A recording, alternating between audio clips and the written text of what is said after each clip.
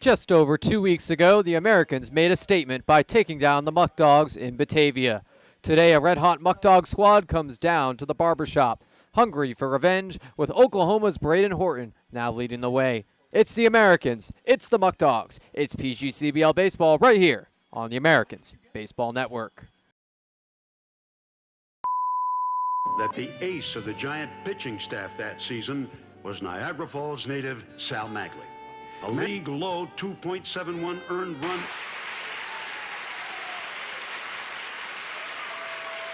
They chose Niagara Falls because of the stadium, because of the history, because they believe in Niagara Falls.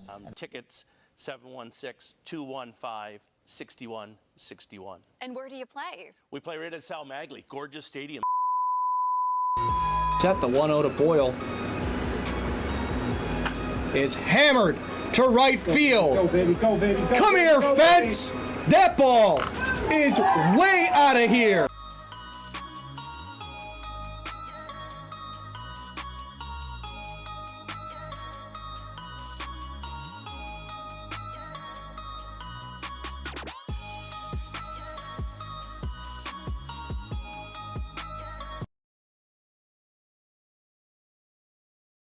Welcome into Sal Magley Stadium. It's the Americans and Muckdogs. Batavia coming to Sal Magley for the first time this season. And we've got an exciting one ahead of us. The Americans and Muckdogs neck and neck in the standings right now. Speaking of which, let's take a look at those standings. We've got the Auburn Doubledays taking over first place. Elmira tied with them, but the tiebreaker going to the Doubledays on winning percentage. Muckdogs right behind in third, and the Americans just one game out of first place in the playoff picture.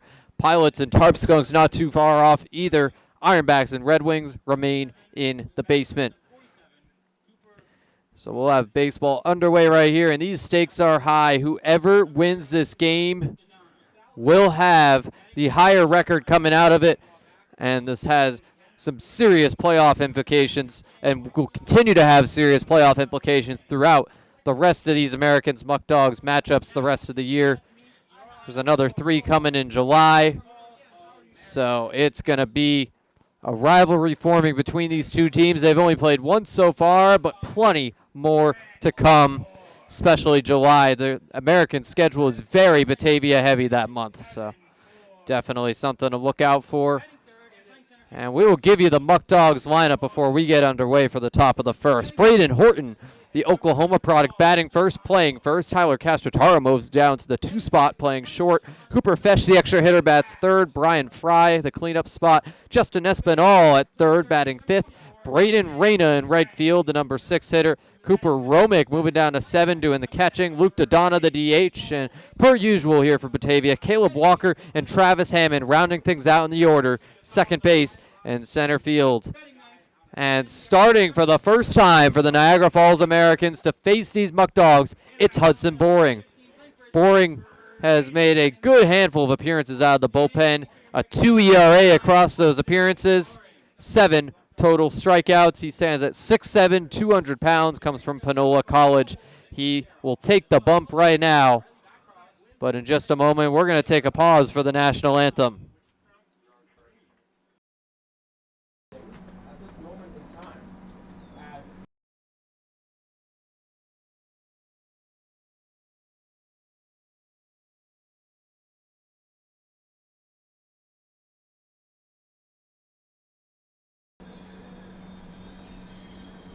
Fans, now please get up for your instant host. A true patriot wrapped in head to toe in freedom. Use the red, white, and blue holding the spirit together of the stands. It's Yankee Doodle Land.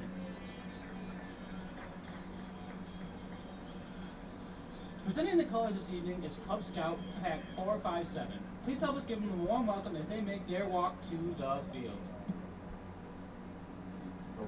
Go. Walk, walk, walk.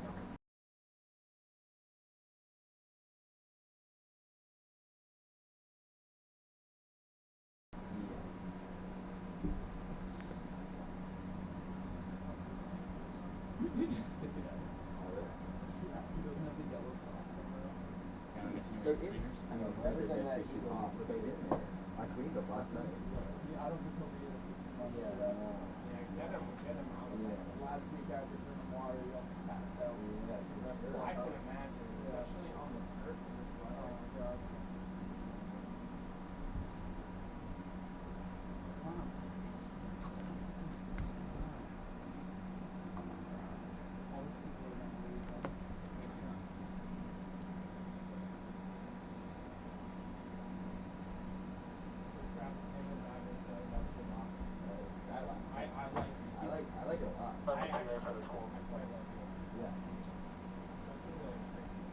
Fans, please welcome to the field the students of Geraldine J. Men Elementary as they have a very special performance of A Million Dreams and God Bless America. Ready?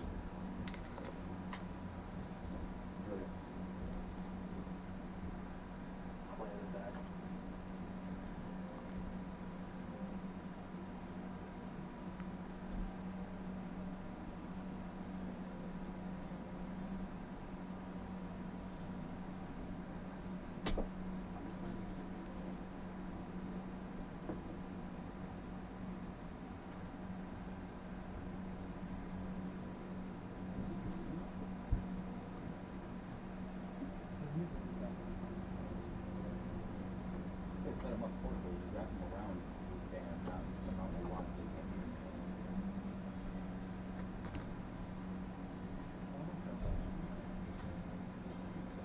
It's a teacher, the teacher set them up.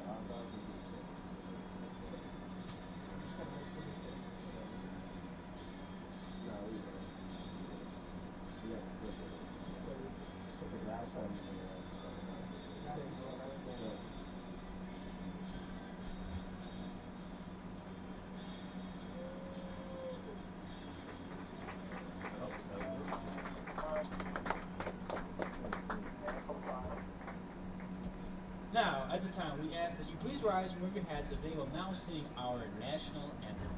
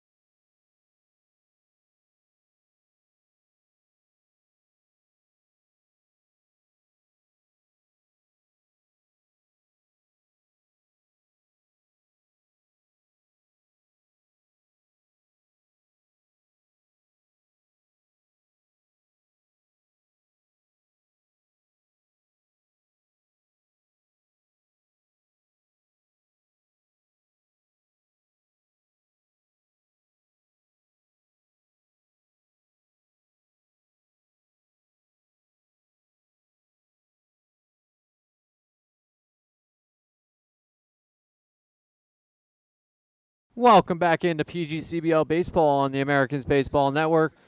Just had the national anthem. And now we want to wish a happy birthday to Emma Crocker. Emma Crocker is the assistant manager of operations here at the Niagara Falls Americans, and she will be throwing out the ceremonial first pitch. So a big happy birthday to Emma. Thank you for all you do for the Americans. And let's see a strike here from Emma Crocker. Also going to have post-game catch on the field here after this game, as the advertisements have been saying here on the broadcast. I'd like to remind everyone here at the barbershop, or if you're not here yet, come for post-game catch. Tickets are just $10, and you can play catch right on the field here at Sal Magley right after the game. That'll get into the batter's box at the very least. A nice pitch by Emma Crocker, and one more big happy birthday for her. So now let's get to the action here at the barbershop. It'll be Hudson Boring on the mound. It'll be Braden Horton, Tyler Casataro, and Cooper Fesh to kick things off here for the Muckdogs. Braden Horton was playing in the College World Series ahead of the Muckdogs season, so came a little late to Batavia, but since he got here, he has been cruising. 375 batting average, 1165 OPS, arguably one of the most talented players in the entire PGCBL West Division. Man, hard to compete with the Amsterdam Mohawks, with all these SEC players, but the Muckdogs have a great one here in Braden Horton. And he'll be followed up by another Division I player in Tyler Casataro. Casataro, over at Division I Hofstra University in Long Island, has been another very big name in this Muckdogs lineup. And then Cooper Fesh is also a 395 hitter. So this top three for the Muckdogs lineup is not going to be easy customers here for Hudson Boring. I mean, the entire top six is just really star-studded here for these Muckdogs. And Hudson Boring, making his first start of the year, is going to have a challenge here. Let's see if he's up for said challenge on this sunny Sunday afternoon here at the barbershop. We'll have baseball underway in just a moment.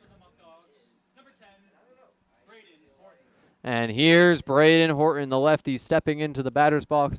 This Muckdogs lineup notably lefty-heavy. I mean, you have 5 true lefties in addition to a switch hitter to face the right-hander Boring. The Americans have a very righty-heavy staff, so the Muckdogs taking advantage. And the first pitch will be outside for ball 1.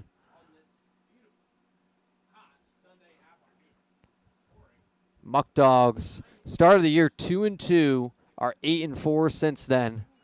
Mercy 2 consecutive teams prior to the loss in Jamestown yesterday. Mercy the Skunks at home on Friday, and Mercy the Ironbacks in Canada on Thursday. Americans achieved the same feat the next night on Friday, but that'll go low for ball 3. Braden Horton looking for a 4-pitch walk here against Hudson Boring. Boring, the 3-0 pitch, looking to find the zone, and it's up high. Braden Horton will walk to start off the game.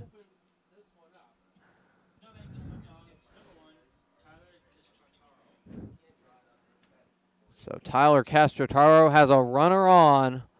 The second hitter here for the Muckdogs, playing shortstop over at Hofstra, batted .272 and a .792 OPS. Now 327 and an .842 OPS for the Muckdogs, with 12 runs batted in, one of the highest on the team. That's a pop-up in foul territory. Will drop in the bleachers as it makes a big thunk. Casataro was the 3rd best shortstop in the perfect game rankings back in 2024. Had an incredible freshman year at Hofstra, and even better here for Batavia. Muckdogs still looking for their first home run of the year. Casataro had 8 at Hofstra, so possible he could show off that home run power here against Boring. Here's the pitch. It'll be driven down the third base line for a base hit. Horton is rounding towards third base. And Castrotaro into second. It's 2 runners in scoring position for the Muckdogs. Batavia just with a stacked top of the order, and they are taking full advantage. It'll be scored as a single and advance on the throw for Castrotaro. But the Muckdogs nonetheless have 2 runners in scoring position to bring up Cooper Fesh, another hot hitter. 395 average, 965 OPS. Comes from Division III Keystone College.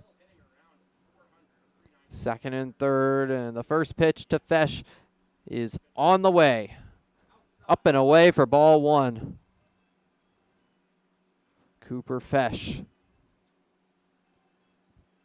The left-hander, the second lefty Boring will face. Castrotaro, the righty, sandwiched in between. He's on second base. Horton is on third. And that's going to be a ground ball. Picked up at short by Gazaldo. Sent to first base for out number 1. But the run scoring, the Muckdogs will lead 1-0 as Horton comes in for Batavia. So now 1 down, 1 on. The runner is Castrotaro, who holds at second base as Horton comes in to score, and Brian Fry, another lefty, up to bat. A graduate of Brockport, played here back in 2022, but now returns to the Muckdogs 3 years later, batting .390 with a 1014 OPS. Takes a strike on the low inside corner. The breaking ball will fool him. Well, outside corner, rather. Boring. Certainly not boring to watch. He's got the runner on second. And Fry will take them all low. That one just a little too low down to find the strike zone. Nick Past behind the plate for the Americans today. Dalton Harper served there yesterday. Nick Past had the day off. They've had the luxury of being able to rotate catchers. 4 different catchers on the roster, and they have continued to rotate through them. Pitch from Boring is lined into left field. Boyle tracking it down and making the catch. Castrotaro holding up at second base, and it's 2 down for the Muckdogs here in the top of the first with the 1-0 lead. Justin Espinal coming up. 268 average, 667 OPS, but 8 RBIs. Playing third. He's played a mix of the corner infield spots for Batavia, but sharing the left side with Castrotaro today, and he has Tyler on base right now. Big cut and miss for strike 1. And Espinal comes from Thomas Jefferson University. It's his 3rd year here on the Muckdogs. Consistently been around a 250, 260 hitter. OPS has been a little bit lower over the years, but that one will be lined down the first base line for a base hit. Castrotaro coming in to score, and Espinal will find second base. We'll wait for the ruling on this one, but Batavia is up 2-0. Hudson Boring facing some of the most traffic he's seen all season. It will be ruled a double this time around. Espinal reaches second on the steaming hit down the first base line. There's been 1 hit all the way down the third base line, and now a mirror image by the batter, Espinal. Braden Reyna up to bat now. 341 hitter, 806 OPS, shows bunt, and it pops up. Nick Past chasing it down, but cannot get there in time. Too far out.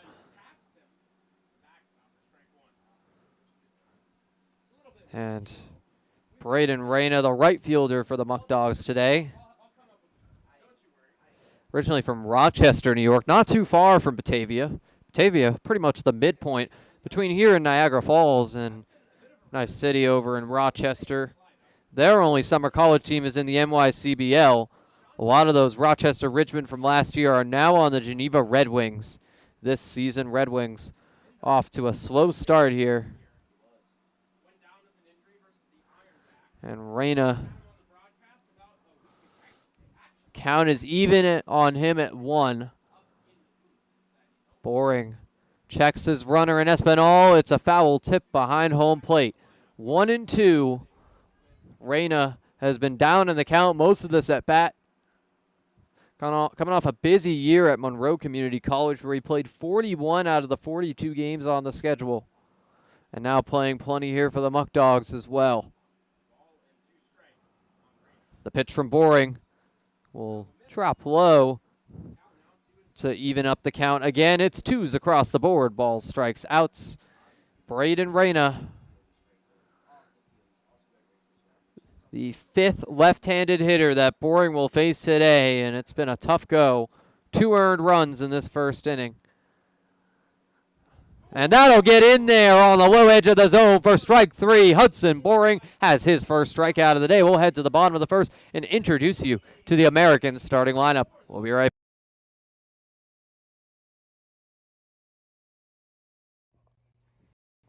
Ever dreamed of playing catch right here at Sal Magley Stadium? Well, join us June 22nd for a post-game catch on the field.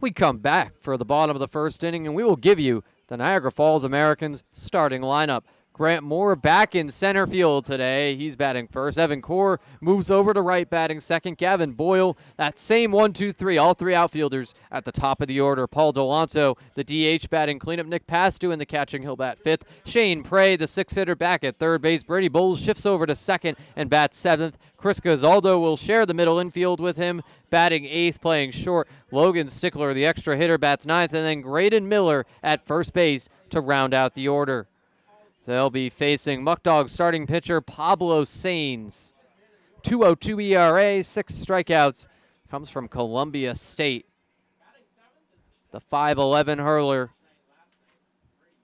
Only went 3 innings in his first start, but most recently, last Saturday against the Tarp Skunks, went 7 innings in his excellent start. Really only got rocked 1 time. That was his 2nd start of the year. And Sains has been smooth sailing ever since. But he's going to have some tough customers here in this first inning. Moore, Core, and Boyle, the 3 outfielders for the Americans, all with big bats. I mean, Gavin Boyle, the 2nd-year vet, also played for the Power in 2023. Trying to get going here, but he's done best here at the barbershop. And then Moore and Core have been swinging it all season long. Here's Graham Moore, 478 hitter, 1202 OPS, 11 RBIs, 13 steals. And his hit streak is now at 13 games. Every game he's played for these Americans, he has gotten a hit. So that started the very first game, and he's been in the leadoff spot ever since Saturday in Canada against the Ironbacks. June 7th was his first leadoff start, and he takes the ball upstairs. Grant Moore, the PGCBL leader in batting average. Just ahead of the Pios' TJ Gramesti.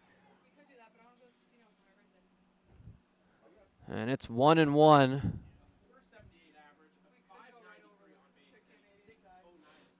Grant Moore looking to get back ahead in this count after an early ball. We'll take an inside ball 2. Graham Moore comes from Mount Vernon Nazarene University. See his family is watching the stream. Shout out to them. They have been one of the most supportive families in the entire Americans. That'll be a softly hit line drive into the glove of Justin Espinal. It's 1 down. So Grant Moore going down the first time around. I'm sure he has plenty more in store for these Muckdogs later in the game. But first, it's Evan Core. Redshirt sophomore at SUNY Niagara. 353 hitter, 900 OPS, almost a mirror image of the stats from his last appearance at SUNY Niagara back in 2024. His season, he batted 357 with that same 900 on base plus slugging. It's ball one to him.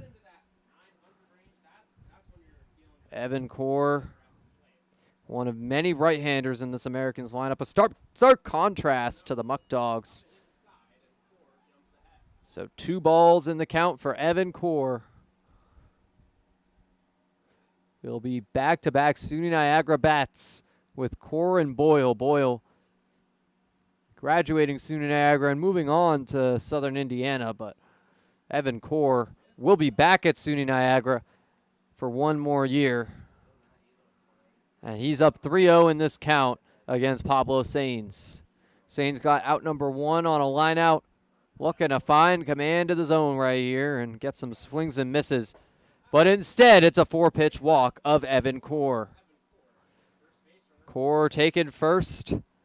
And now it's Gavin Boyle, the other SUNY Niagara hitter, back-to-back in this Americans order. Only 2 of them in today, with Dalton Harper having the day off after being behind the dish in Canada yesterday.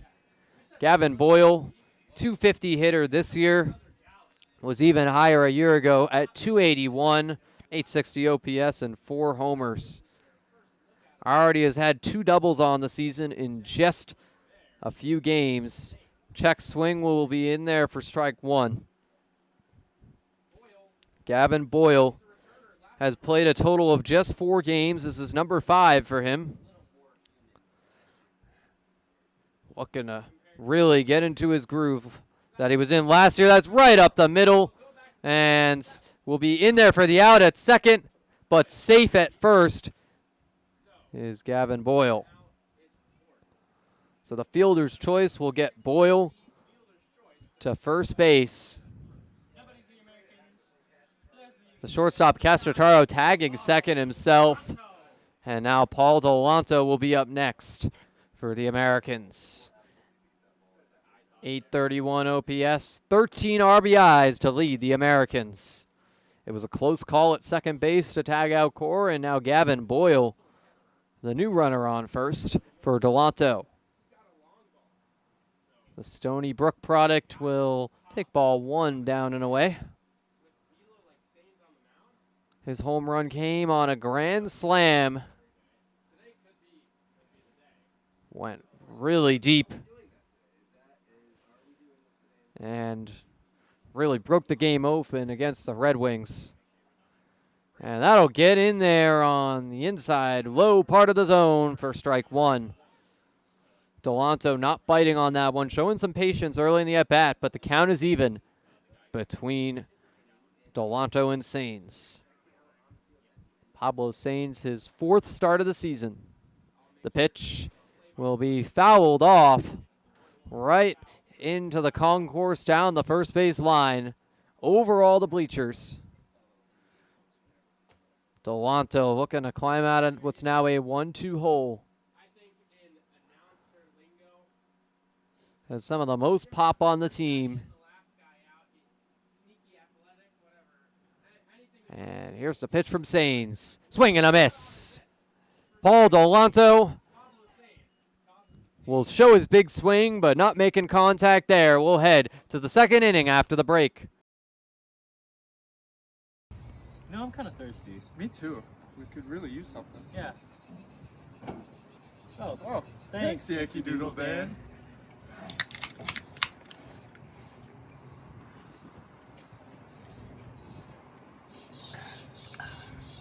That's better.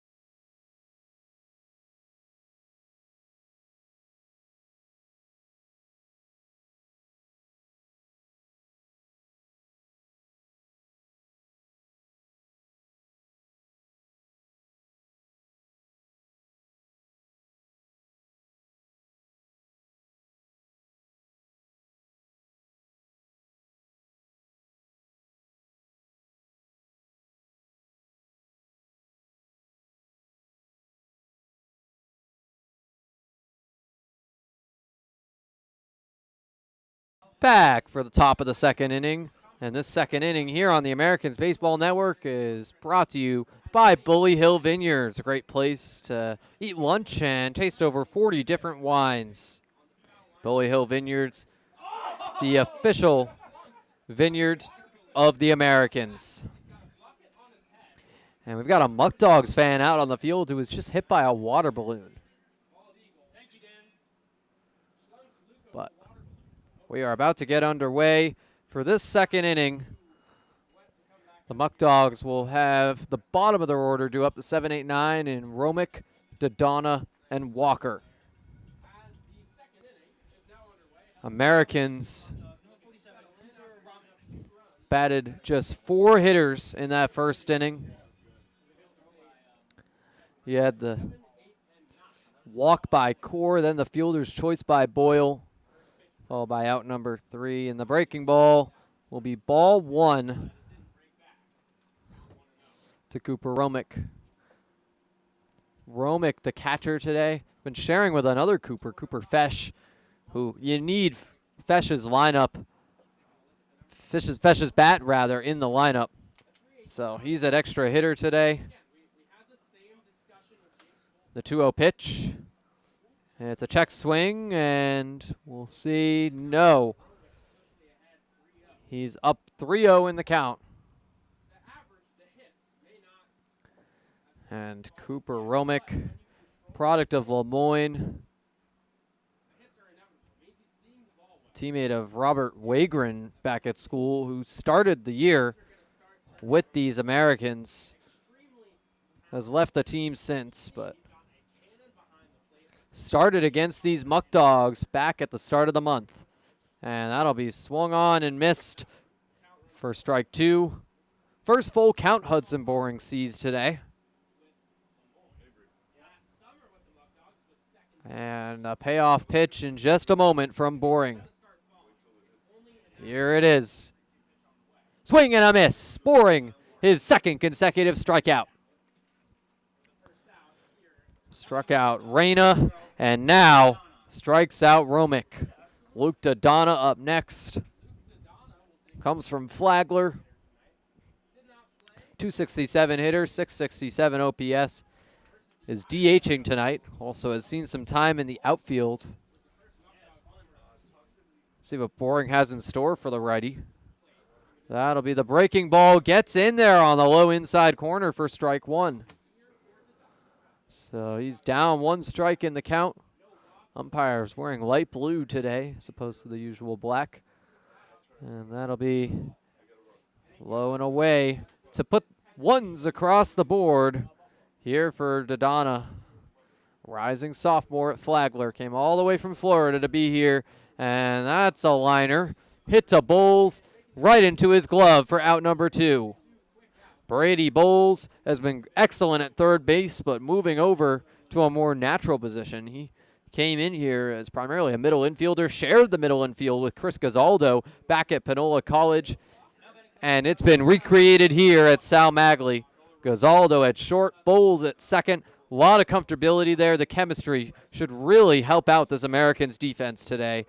And they have a familiar face on the mound in Hudson Boring. It's a big cut and miss for strike 1 on Caleb Walker. Product of Alfred State, the second baseman. Actually also shared a middle infield with an American. Connor Kiefer not in the lineup today, but a teammate back at school of Caleb Walker, who shows bunt.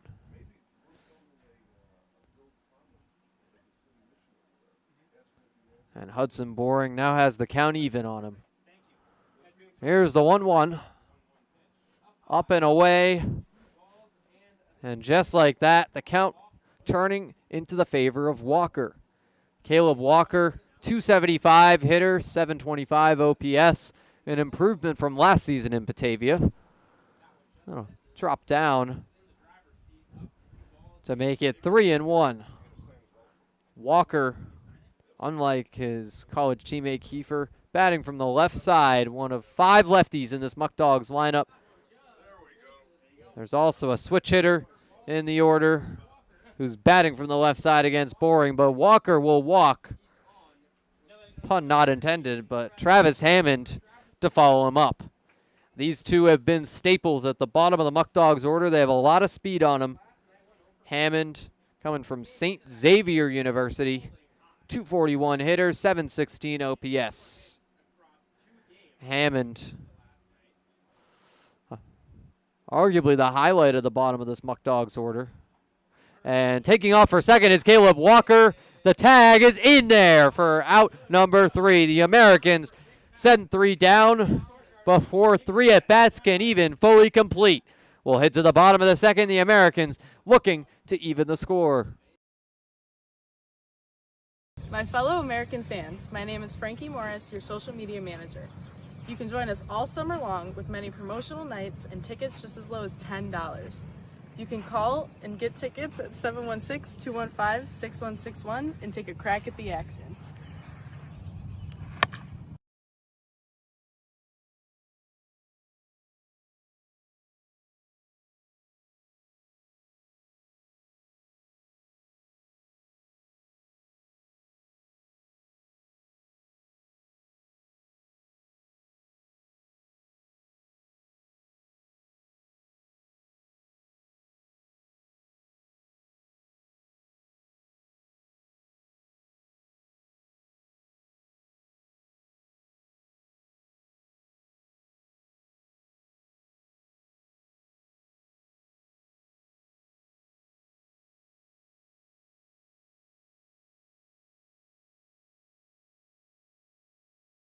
We're back for the bottom of the second, and fans, this season you can get all the latest Americans gear, hats, t-shirts, sweatshirts, baseballs, much, much more.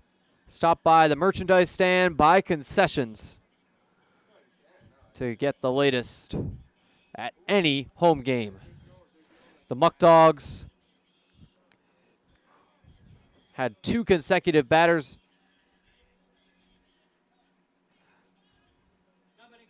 or rather,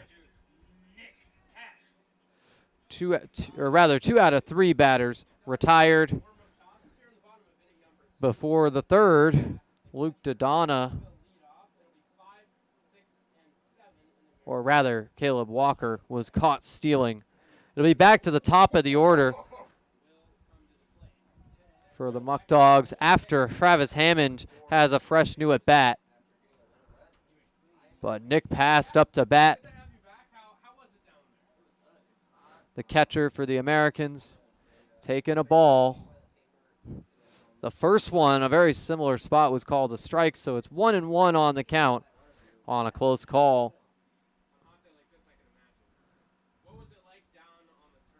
Pitch to pass is another one outside. Passed up in the count regardless of that close call. As Pablo Sainz' command of the strike zone has been on and off today. Did strike out Paul Delanto to end the last inning. That'll be a fly ball into center field. It'll go shallow. Travis Hammond will come under it to make the catch. So Hammond, he'll be up to bat once again to start the third inning, but right now showing his skills on defense as Shane Prey comes up for the first time today. Prey will be due up alongside Brady Bowles in this inning. Prey comes from SUNY Fredonia, starting at third after a couple days off. He's split time with Bowles at the position. Bowles, as I mentioned earlier, shifting to second today to give Ian Huang, Connor Kiefer some time off. The foul ball to even up the count. It's ones across the board with Prey still batting. Shane Prey had a very strong start to the season, has tapered off a little bit, but still batting .281 with 4 RBIs. And that'll be driven into the outfield over the head of Braden Horton for a base hit. Shane Prey on first base with 1 down. And Brady Bowles going to be the first of 2 consecutive Panola hitters in this Americans order, but hoping to advance Shane Prey with his college teammate on deck. Bowles batting .333 with a 1333 OPS. Has had an excellent last couple of days against the Ironbacks multiple hits in each of those games. And it's ball 1 to him.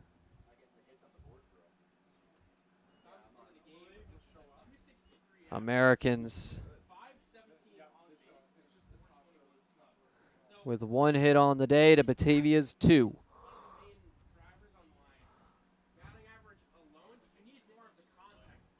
It's 1-1 to the batter Bowles.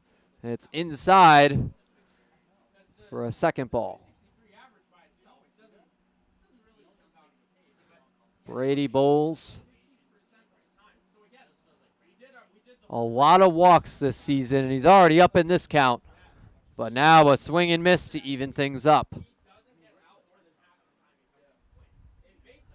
Brady Bowles.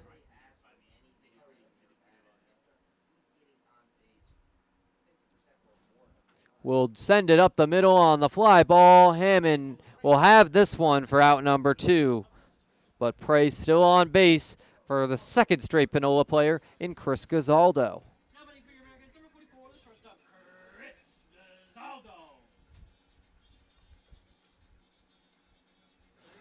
Chris Gazaldo batting next. Sharing the middle infield with Bowles.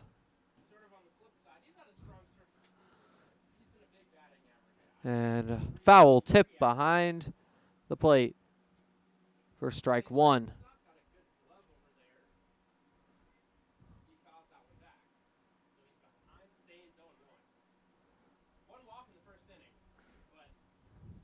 The 0-1 count.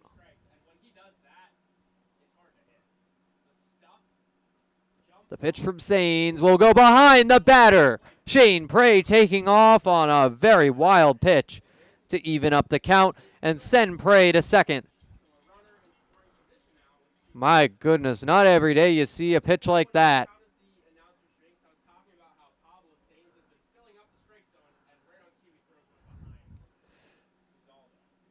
Gazaldo now even in the count with Sains after that pitch. He'll look to recover from one reminiscent of a lot of pitches we saw out of Matt Mady of the Red Wings just over a week and a half ago.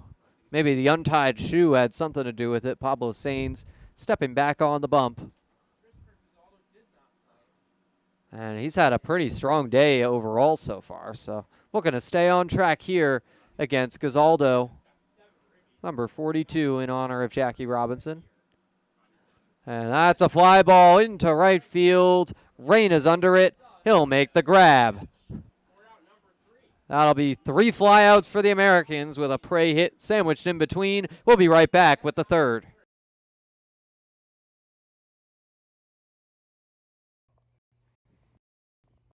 Ever dreamed of playing catch right here at Sal Magley Stadium?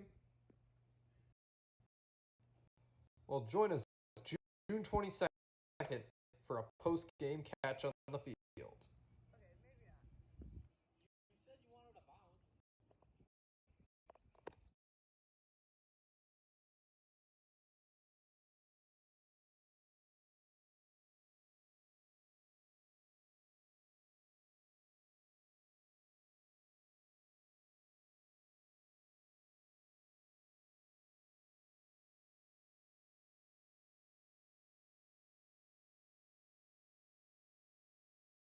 Back here for the top of the third at the Barbershop. And this third inning here on the Americans Baseball Network is sponsored by Greater Niagara Federal Credit Union, by Geico, Sammy's Pizza, and McDonald's at every home game that the Free McCafe Frappe.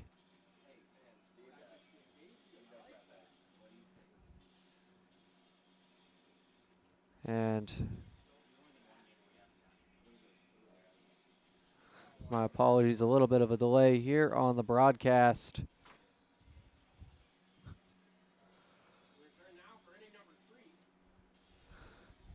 My apologies for the technical difficulties. Just cut out for a second there, but we are back live here at the Barbershop. And the Americans down 2-0 with Travis Hammond coming for a second chance after a runner in Caleb Walker was caught stealing during his last at-bat.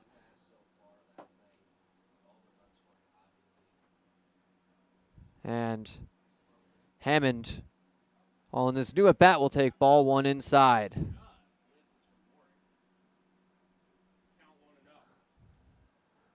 So 1 ball on the count. Now a fly ball in foul territory. Core chasing it down, but it's a bit too far for him. 1-1.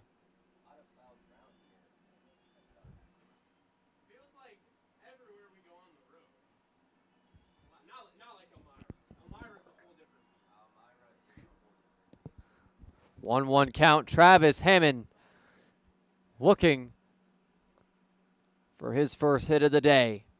He'll send it foul, now down in the count. Muckdogs scored 2 runs in the first inning. Hudson Boring had more success against this bottom of the order, sending him down with just 4 batters faced. And I mean, the fourth was Hammond with the caught stealing right in the middle. Now the count's even on Hammond. The Muckdogs center fielder had a couple of catches in the last inning. That's a line drive. It'll drop in the gap for the base hit.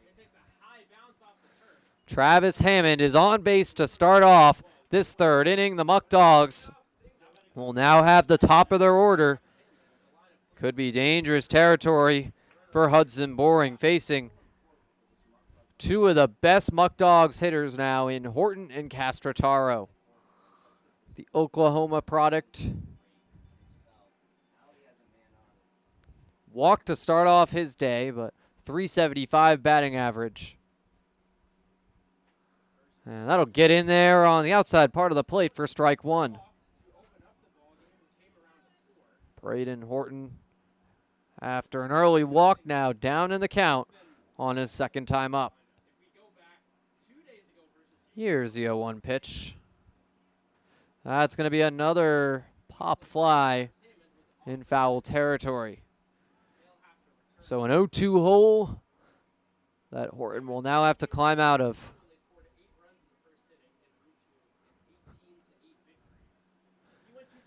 Travis Hammond retired to start the inning. And now it's an outside ball 1 to the leadoff man, Horton. Excuse me, Hammond on first base. My apologies. But St. Xavier product has a lead at first. Here's the pitch. Inside, Hammond takes off, and he will be in there as the throw gets away from Brady Bowles. Gazaldo was there for backup. Rather, it was Gazaldo, the front man right there, but a stolen base for Hammond. Caleb Walker tried to steal earlier, got caught now. Hammond, almost like a second leadoff hitter for these Muckdogs, showing off his speed as the true leadoff man, Braden Horton, is up to bat. And now it's a full count. Horton started down 0-2. It's 3 consecutive balls from Boring. Could be trouble for the Americans. Boring needs an out right here.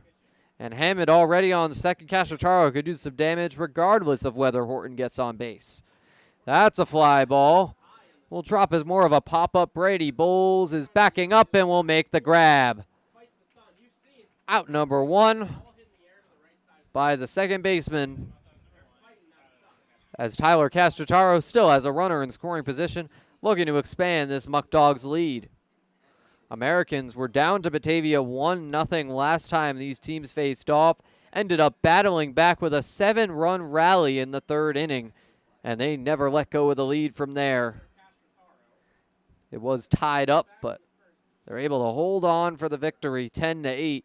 Back at the start of June, this is a very different Muckdogs team and a very different Americans team from that game. The Americans started off 6-0. Since then, their only wins have come against the Ironbacks. And the Muckdogs, on the other hand, have been on a tear. Yes, the loss yesterday, but 2 Mercy wins before that. And since Horton arrived, a good stretch for these Muckdogs. They are comfortably in the playoff picture and just a half game out of first place in the PGCBL.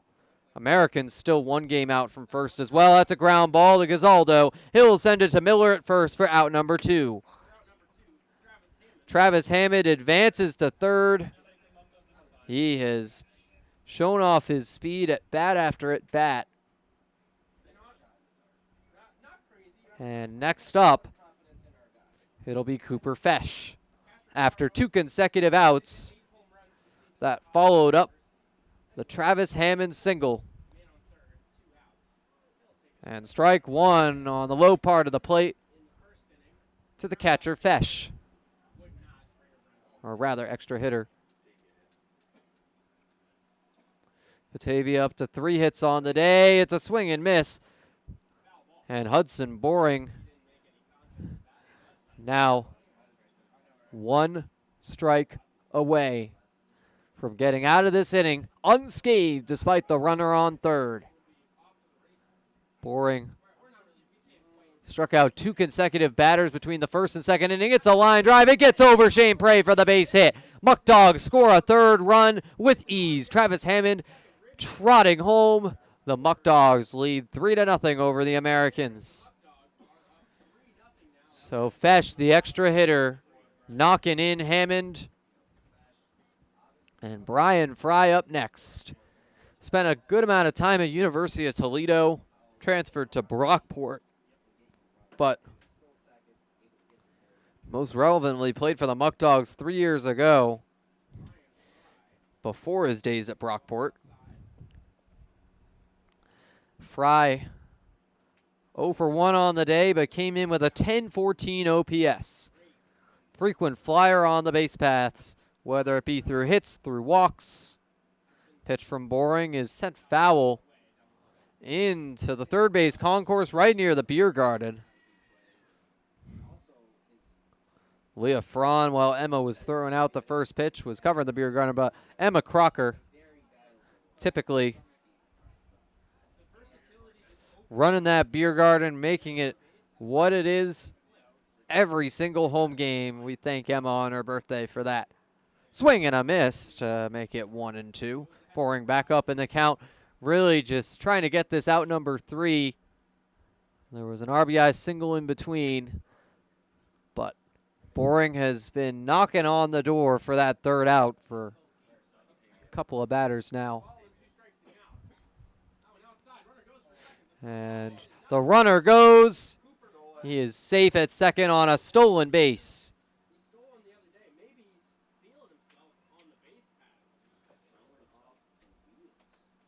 The stolen base this time by Fesh. As Brian Fry is still batting with 2 strikes. The pitch will get in there for strike 3 looking. Hudson Boring with another strikeout sends it to the bottom of the 3rd, but the Muckdogs lead 3-0. We'll be right back. No, I'm kind of thirsty. Me too. We could really use something. Yeah. Oh, thanks. Yankee Doodle Dan.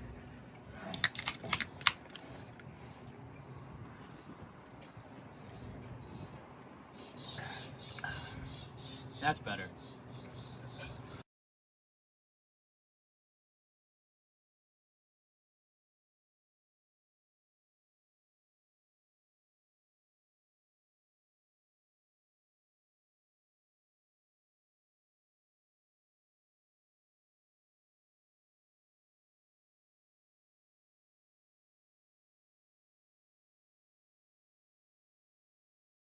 Back for the bottom of the 3rd inning. And fans, did you know American season tickets are just $99? Come be a part of the fun. Stop by concessions at any home game or call 716-215-6161 to get your season tickets today.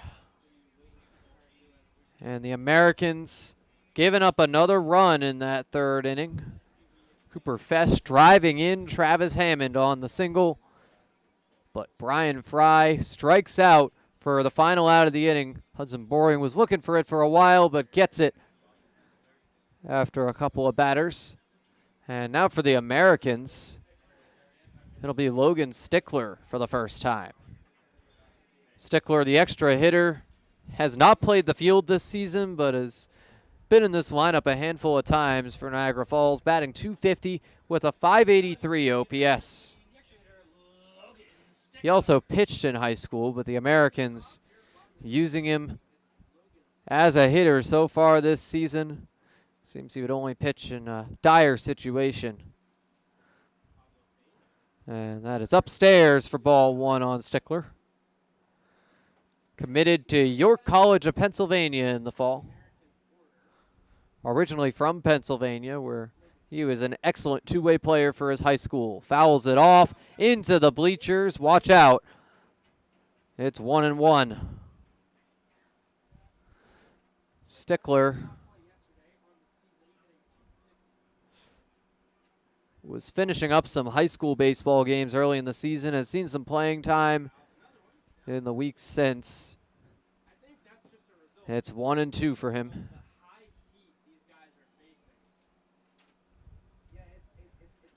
483 batting average at his high school this season. And he sends it down the third base line. It drops foul, but some nice contact by Stickler. He had a double down that line in his first game as an American against the Tarp Skunks on Sunday the 8th. The 1-2 will get in there on the breaking ball for strike three. One down, and now it is Graydon Miller. But Graham Moore, the leadoff man, will come up in this inning. He is the third hitter due up after Miller bats. Graydon Miller, nothing to sneeze at either, has had 9 RBIs on the season. Already more than half of what he had a year ago for these Americans. Trying to get his averages up to that area where he was last year. Batted .287 with an .832 OPS. So the slash line not quite in the same spot so far this year, but he's up 2-0 in the count. Looking to walk here. Miller has walked 3 times this season.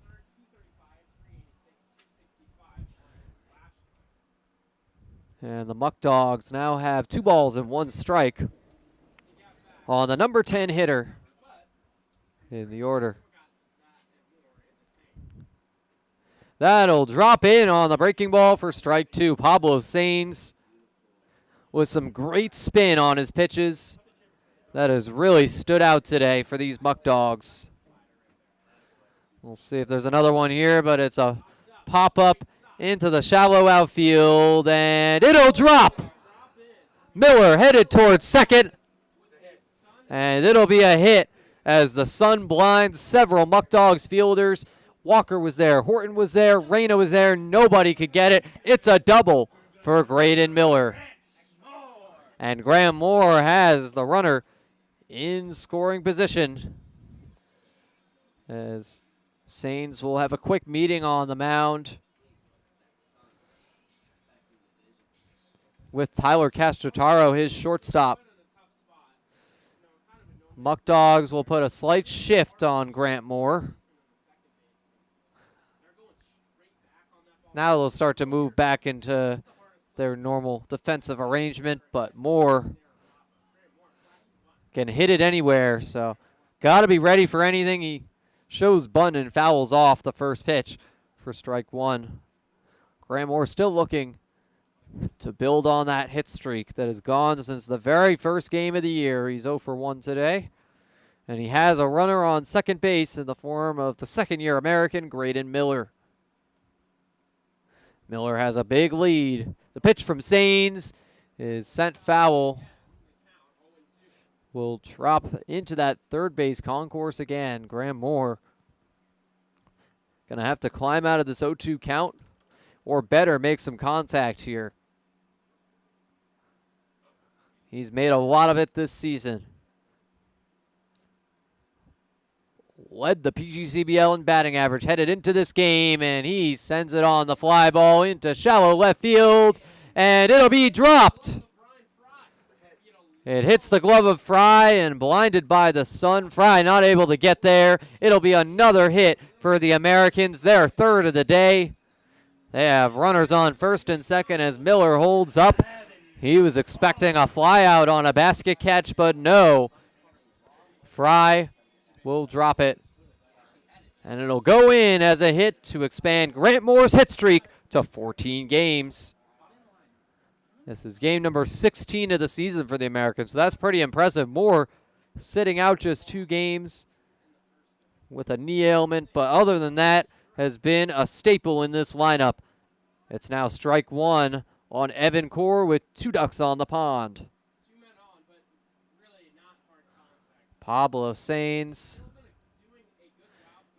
checks on Miller, now delivers.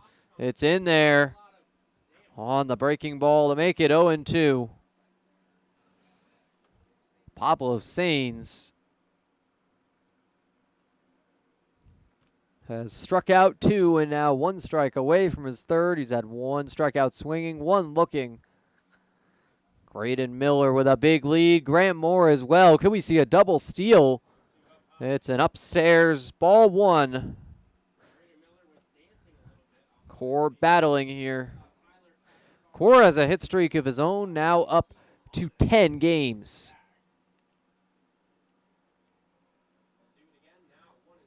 Has walked today, but looking for his first hit. It's fouled as he stays alive in the at-bat.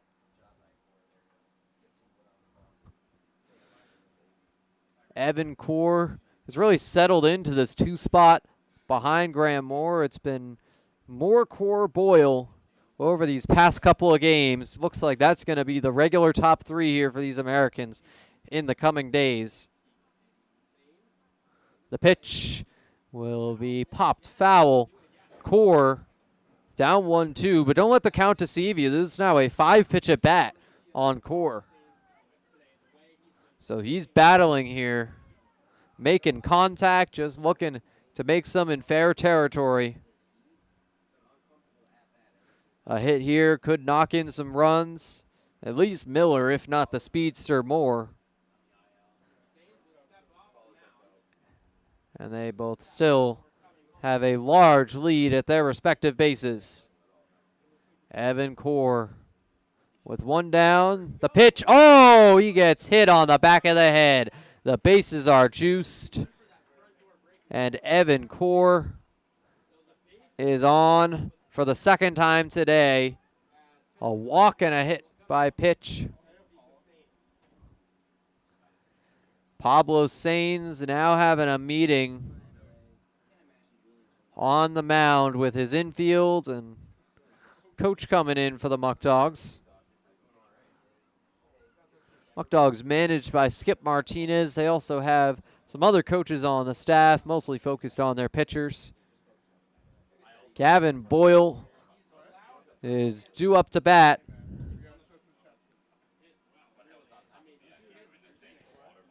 With just 1 down and the bases juiced. I mean, silver lining for Sainz is force plays are available here, so you force some soft contact, this inning could end right here, but the Americans looking to strike and get this score to a closer margin. Muckdogs scored 1 in the top of the 3rd inning. Can the Americans at least match that? Or can they exceed it? Gavin Boyle represents the go-ahead run. If you see a grand slam here, the Americans can take the lead. Core on first representing the tying run.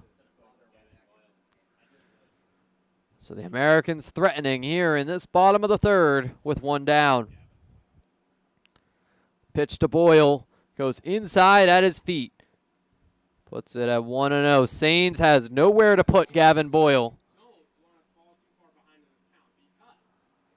A run will score on any free 90. Here's the pitch. Swing and a miss. Gavin Boyle A big power bat. Has had some strikeout issues, though, in the early going. Looking to avoid that here with ones across the board. It would be a big strikeout for Sains because that would mean any force play could end the inning with 2 down. And that'll hit Gavin Boyle low. And as I mentioned, Pablo Sains had nowhere to put him, so the Americans have a run on the board. It's 3-1 Muckdogs. The Americans are knotted up with Batavia in this inning, but Batavia had the first 2 runs of the game back in the top of the first. So they still lead with 1 down and the bases juiced. Paul Delanto now up to bat. Boyle, the go-ahead run, is on first base. And the tying run's in scoring position for Delanto, who has some big power. That's a high ball one to Pauly. Hear a lot of Pauly D in the clubhouse for him. The Stony Brook product leads the team in RBIs. Chance for 2, maybe even 3 or 4 more. That gets in there for strike 1. It's ones across the board again. Americans still trail the Muckdogs in hits and runs, though. No errors on this sunny day. The only debatable error calls were caused by the sun.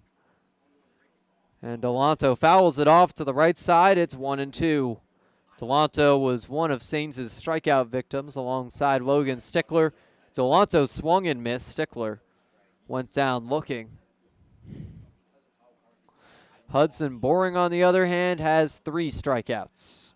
So leads Sains by 1, but Sains has been more effective thus far. That's an inside pitch on the breaking ball.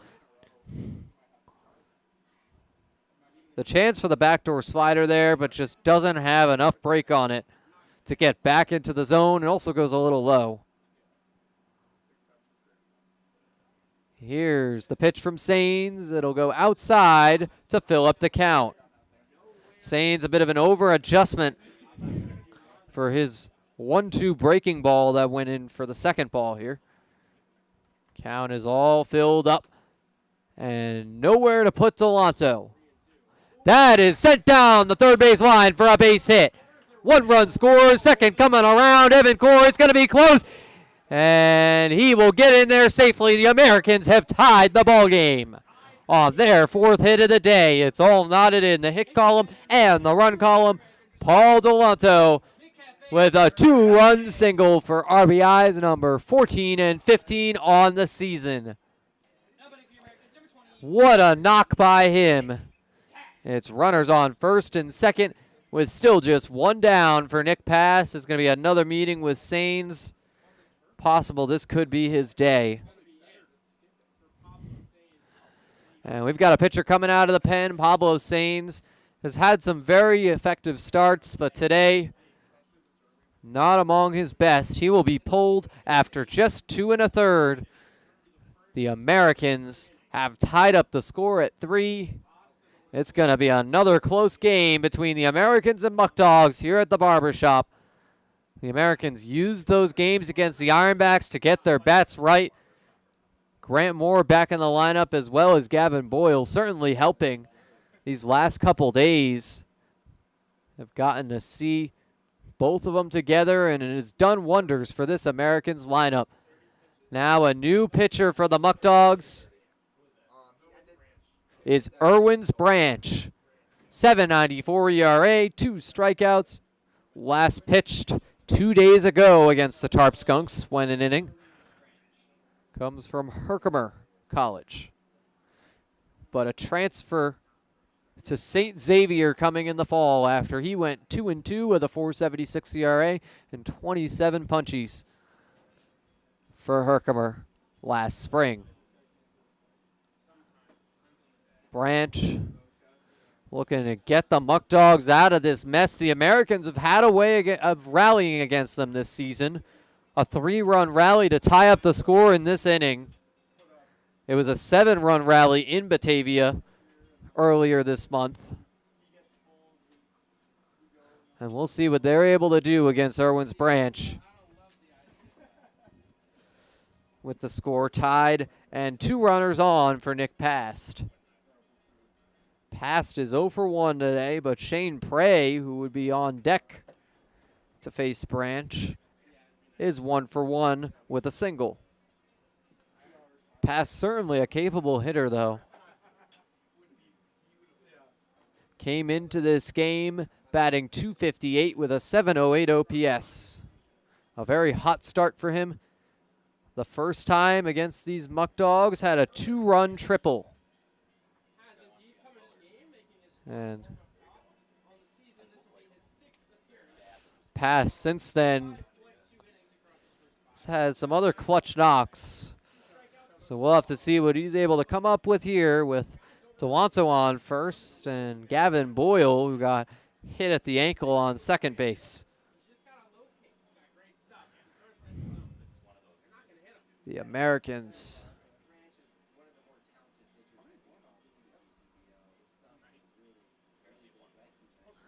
have had their runs come in a bunch here to tie things at 3 in this third inning. Irwin's Branch will face Past. And here he is. The backstop for the Americans today has rotated with Dalton Harper as well as Paul Delanto and Ethan Madison. Delanto just had that 2-run knock to get himself up to 15 RBIs on the season. Leads the team in that category. It's a big cut and miss for Nick Past. He's down 0-1 in the count with 1 down. Americans now have 4 hits and 3 runs on the board, all knotted up with Batavia up there. Delanto with a slight lead at first, bigger lead at second for Boyle. It's now 0-2 to Past after the pop foul. Comes from Eastern Florida State. Similar numbers over there, 734 OPS, 10 RBIs. Has half of that here for the Americans thus far. 5 ribbies on the year, 2 of them coming on that triple against Batavia. 1 down, here's the pitch. That'll get in there for strike 3. Irwin's Branch starting off his day with a punch out. It's strikeout number... strikeout number 3 on the season for Branch. And Shane Prey will bat next. Prey had a single his first time up in the second inning. And he'll send another one up the middle for a base hit. And Gavin Boyle coming around, trying to score. It'll be close. But Boyle getting in there. Still runners on first and second. The Americans now lead 4-3. A 4-run rally puts them ahead after 3 unanswered runs for the Muckdogs started off this game. Brady Bowles will bat next.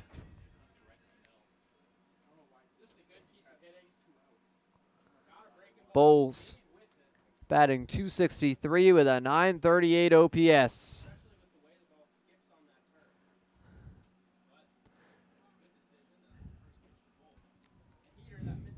At least he was headed into this game, but he takes ball 1. 0 for 1 today. Brady Bowles has walked 9 times. 4th on the team in that department. Behind Gismondi, Delanto, and Moore. But he could tie Delanto and Gismondi as he has a 2-0 count here. Brady Bowles comes from Panola. Batted .322 over there with an .848 OPS. His numbers similar here, but has shown more in extra base hits so far. And Bowles is up 3-0 in the count. He's had a double and a triple on the season for 2 extra base hits. hence the high OPS compared to his time at Panola. Runners have a lead. It's now Prey at first and Delanto at second. That is in there for strike one. Just on the outside part of the plate. But Brady Bowles still looking for that ball four. Paul Wolf in the building today, serving as third base coach. And it's ball four. It reloads the bases for Branch. Chris Gazaldo up next. And Pablo Sainz getting charged with all 4 earned runs from this inning. He put the runners on, and now they score. As it's 2 down with the bases juiced for another Panola hitter in Chris Gazaldo. Playing short today, 0 for 1, and takes the ball low near the dirt to make it 1-0. Chris Gazaldo, 7 RBIs on the season, a big RBI chance here. Gazaldo still looking for his first extra base hit of the season, but he's had plenty of singles. A singles machine, as that is called right on the outside edge of the zone for strike one.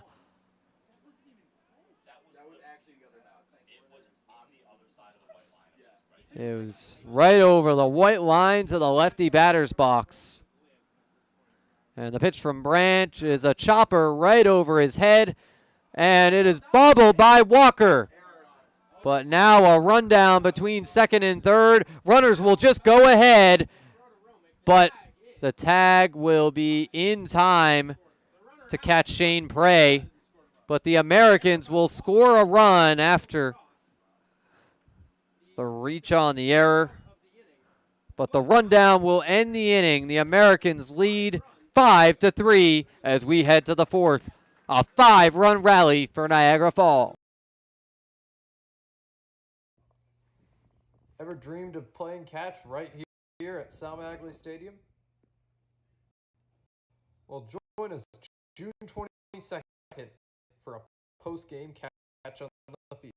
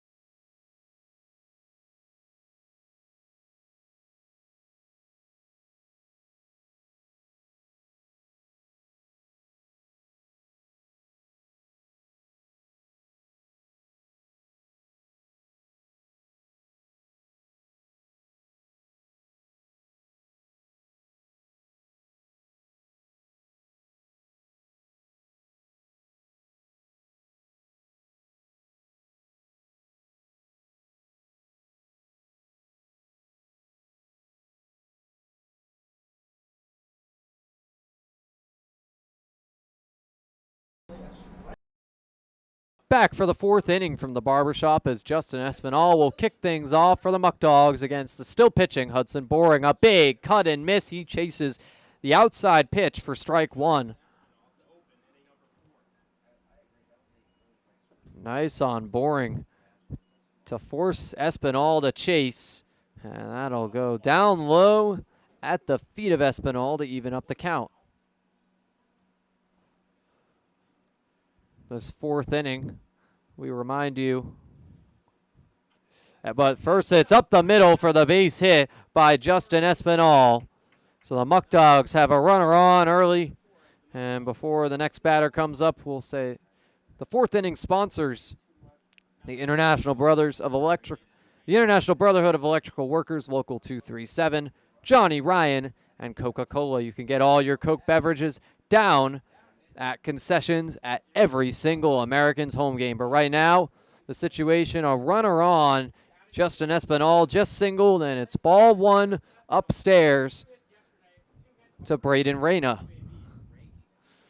Reyna 0 for 1 today with a strikeout. He was the first of 2 consecutive strikeouts by Boring the first time through this Muckdogs order.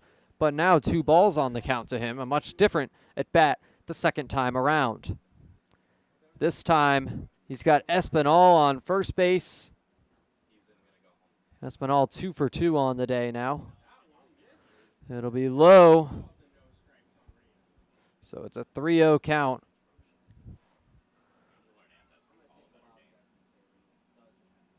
Could it be a 4-pitch walk from Boring? It'll instead get in there for strike one. Hudson Boring has been able to refine the strike zone after some streaks of balls today. The issue is he's given up 4 hits to these Muckdogs, and they've cashed in a score on a lot of them. The fly ball into right field, foul territory. Rather, it'll drop fair, but the catch for Evan Core. And it's 2 down, or 1 down, rather.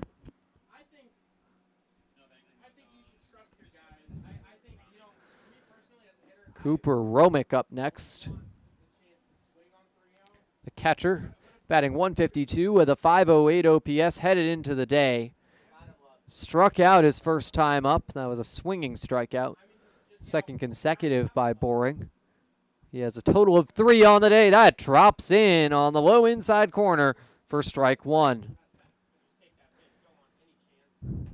Nick pass behind the dish, and Espinal has a lead at first base. That'll drop in the dirt. Espinal thought about second, but pass picking it back up pretty quickly. It's ones across the board. Cooper Romick from North Chile, New York, playing at Lemoyne College, headed into his junior year there. The 1-1 will drop low in a similar spot.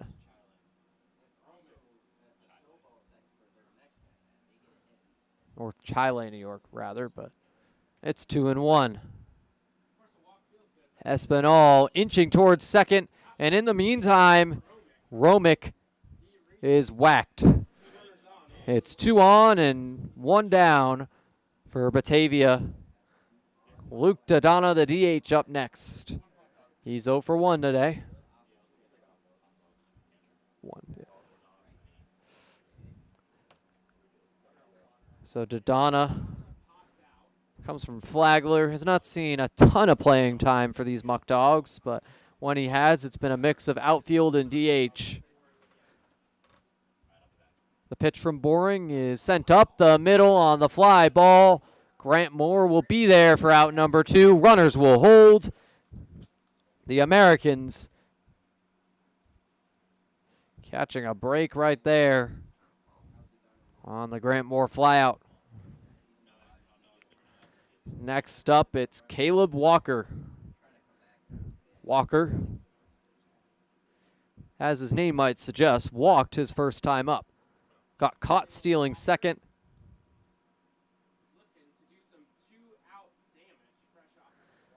But runners on first and second for him. Another walk would load the bases, but instead it's a fly ball into left field. It'll drop right on the line. They will call it foul. So the foul ball on a very close call for strike one. Could have been some serious damage if it dropped for a hit, but instead, 1 strike on the count. Yankee Doodle Dan spotted in the stands, showing the patriotism here on this beautiful Sunday at the barbershop. But Back to the action. Caleb Walker, the Alfred State product, taking ball 1 to even up the count. Hudson Boring in his 4th inning of work. He went exactly 4 innings in relief of Brady Toney the last time he pitched. The Americans testing out the opposite order this time around. Toney expected to come in relief of Boring today. That'll be sent down the line for a base hit. And 1 run is going to be close here. He will be out. Out number 3. So a single, but a tag out. Muckdogs tie the Americans in the hit column, but unable to do so in the run column. We'll head to the break, bottom of the 4th, when we're back. No, I'm kind of thirsty. Me too. We could really use something. Yeah. Oh, thanks. Yankee Doodle Dan.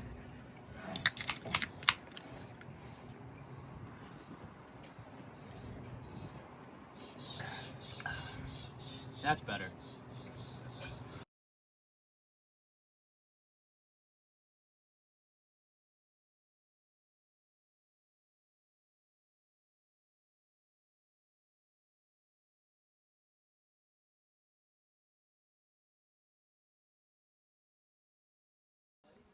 We welcome you back to Sal Magley Stadium. The Americans with a 5-3 lead in this bottom of the 4th. They'll have Stickler due up alongside Graydon Miller and Grant Moore. And fans, we want to remind you to follow us on all our social media platforms, Instagram, Twitter, Facebook, TikTok, you name it. The American social media pages are proudly ran by our social media managers, Leah Fraun and Frankie Morris. We want to thank them for all they do, keeping it up and running like never before. So, in this bottom of the 4th, Irwin's Branch is still going after he relieved Pablo Sainz. 1 out into the 3rd inning. So he's had 2/3 innings of work looking for his 3rd out against Logan Stickler. Logan Stickler 0 for 1 with a strikeout.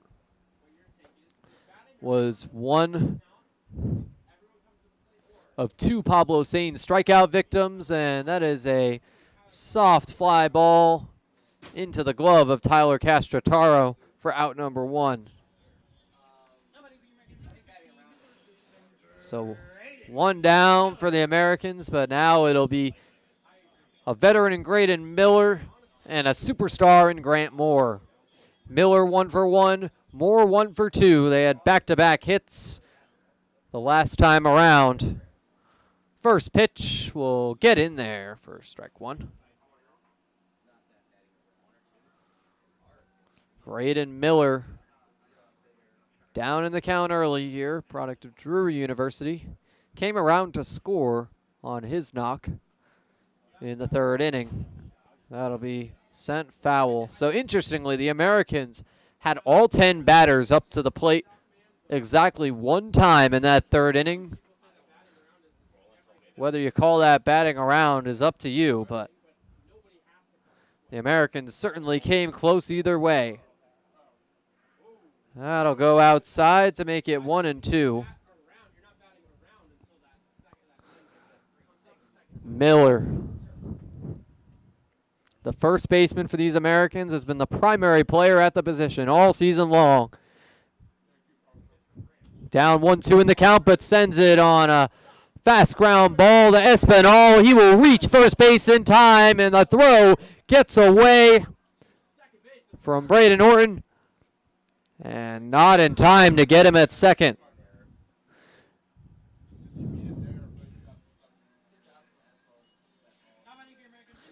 Graydon Miller will be credited with the single and error right there. So he's 2 for 2 today with Grant Moore up to bat, and he now has him in scoring position.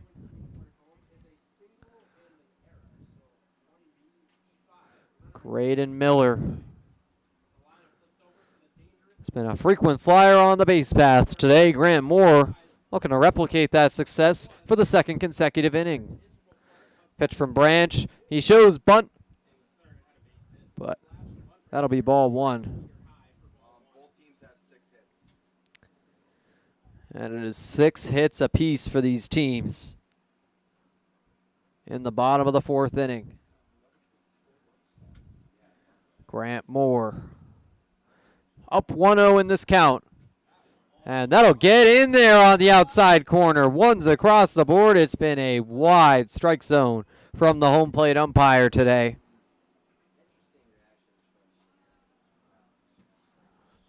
Moore drops the bat over his shoulder. Looking to get back after a close call on the strike. Miller has a lead at second. Looking to distract Branch. And similar spot. That'll be a ball. Grant Moore has led in this count most of the at-bat. And could walk if he doesn't make contact first. And Branch checks on Miller, who makes a hop into his lead. The pitch, swing and a miss by Grant Moore to even up the count. It's been a back and forth battle between Moore and Branch.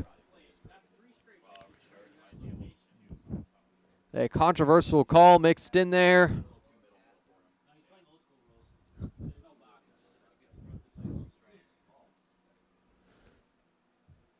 And Irwin's Branch will take a timeout to meet with his catcher, Cooper Romick.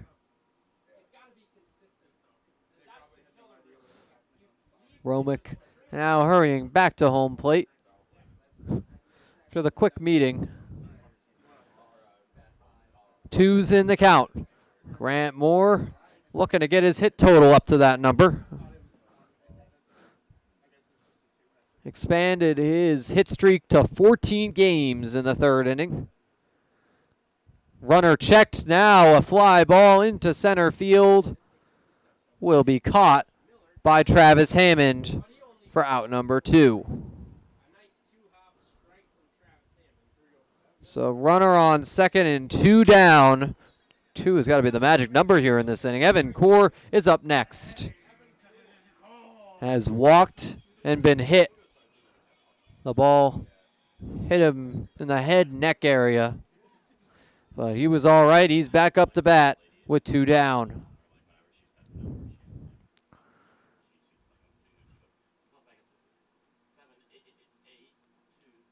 Pitch will drop low for ball 1.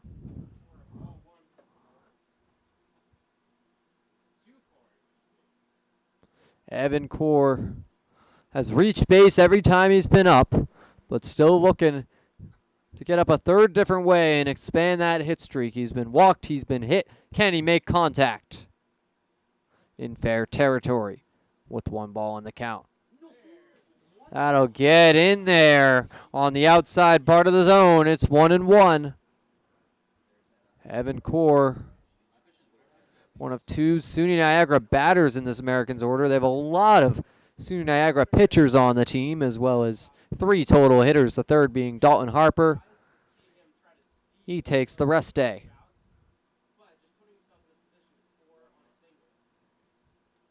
Branch checking on Miller. He hops towards 3rd. The pitch is low to put the count back in Core's favor. Grant Moore flying out for out number 2. Now Evan Core, the last hope to knock in Graydon Miller and expand this Americans' lead to 3 runs. Would be a big win for the Americans. Their first against a team not named the Ironbacks since they started the season 6-0. Carrying the momentum from those last 2 Ironbacks games into this one, as that's fouled off for strike 2. 2's across the board for Evan Core.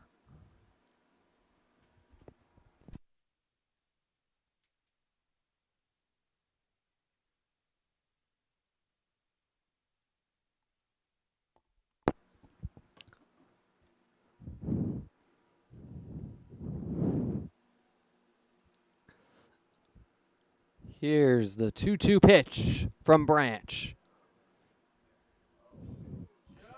And it'll be just a bit high to fill up the count on Core. Some inconsistencies in the strike zone, but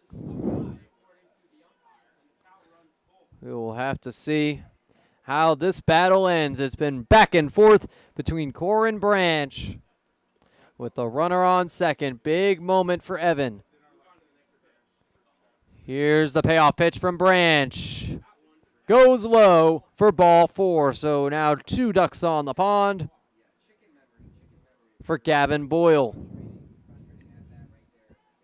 Evan Core has had 3 free bags go in his favor on the day. 2 walks, been hit once, and Gavin Boyle is up next. Boyle 0 for 1.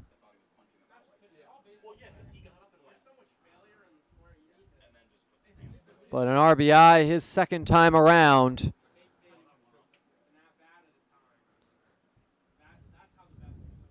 He was hit by pitch, which knocked in the run.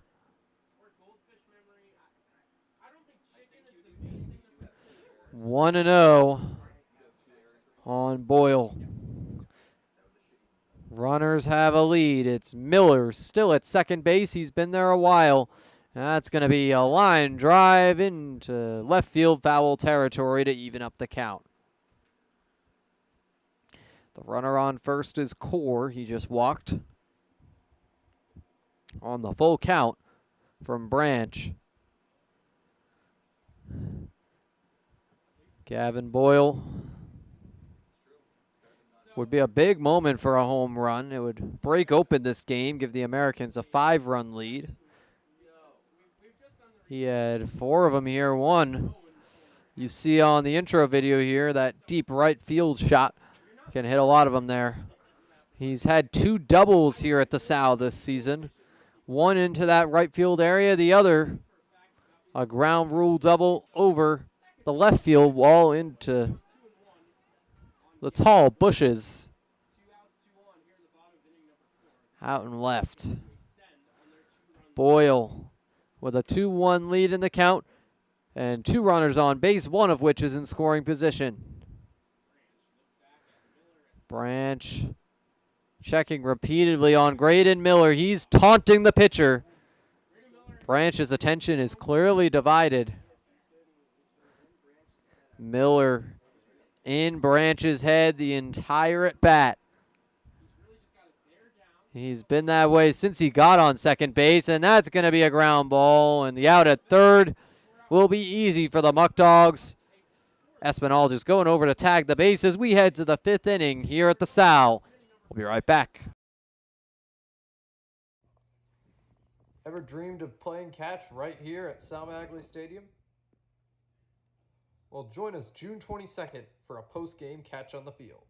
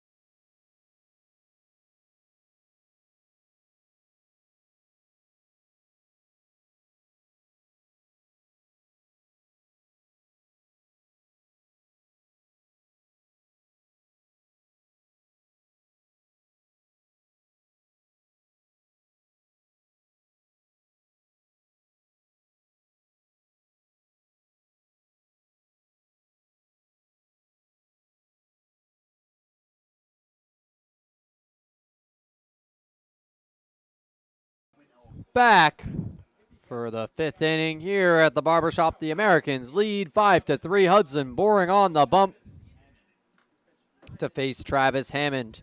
I'm Andrew Roberts, your play-by-play broadcaster here on the Americans Baseball Network. And this 5th inning is brought to you by Tropical Heating and Cooling. Call that number 716-870-0753 for expert service. It's an inside ball 1 to start us off here. And a swing and miss by Travis Hammond to even up the count.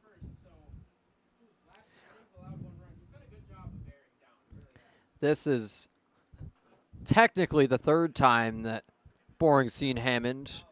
That first at bat was cut short by a caught stealing. The second went for a hit, so Hammond is in as 1 for 1 on the box score. After that first at bat was voided, the foul ball makes it 1-2 on Hammond now. St. Xavier graduate. 2nd-year Muckdog. He batted .295 a year ago. That's a high fly ball into left field. It's going back. It's going to drop for likely a double here. Could be more. Travis Hammond with the leadoff double for the Muckdogs. And he's got plenty of speed, so a trusted leadoff hitter. Technically 10th in the order, but almost serving as the 2nd leadoff in the full order, and the leadoff man this inning as he doubles, almost hopped out of the park to make it ground rule, but it'll drop and stay in. Hammond gets to second base anyways and stays there. That'll be low and away to make it 1-0. To the real leadoff man, Braden Horton. Horton, the lefty out of Oklahoma, up in this count with a runner in scoring position. He represents the tying run for these Muckdogs. The pitch will be outside for ball 2.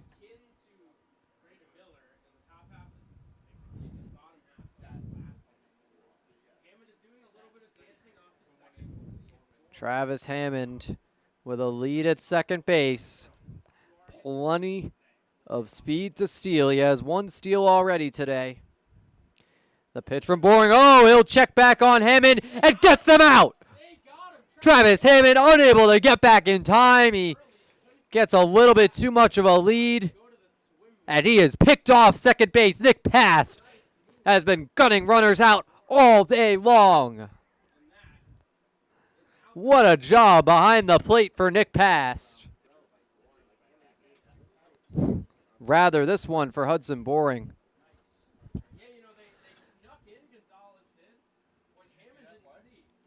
Past gunned out the runner earlier. This time, Boring doing the job. It's 3-0. Now a strike. Certainly not Boring there as he tags out Travis Hammond.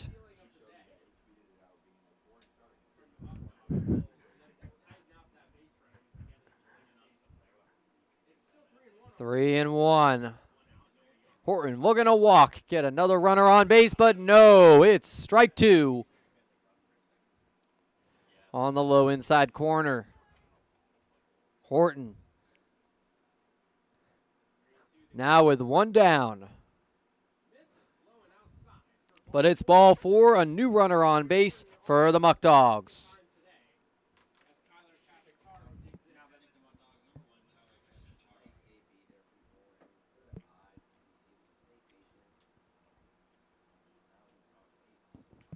Tyler Castrataro up next. He's had a 1 for 2 day. And that gets in there on the low outside part of the zone for strike 1.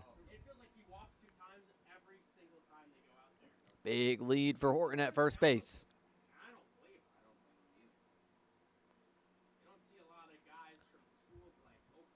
The pitch from Boring is a fly ball into left center field. Will Boyle take it or Grant Moore? Yes, he'll come in to make the catch for out number 2. A very high fly ball. Moore is under it and makes the grab. Motions to Boyle. He's got it. So now it's 2 down with the runner on for Cooper Fesh. Fesh 1 for 2. Drove in 2 runs earlier today. Boring sends one low for ball 1.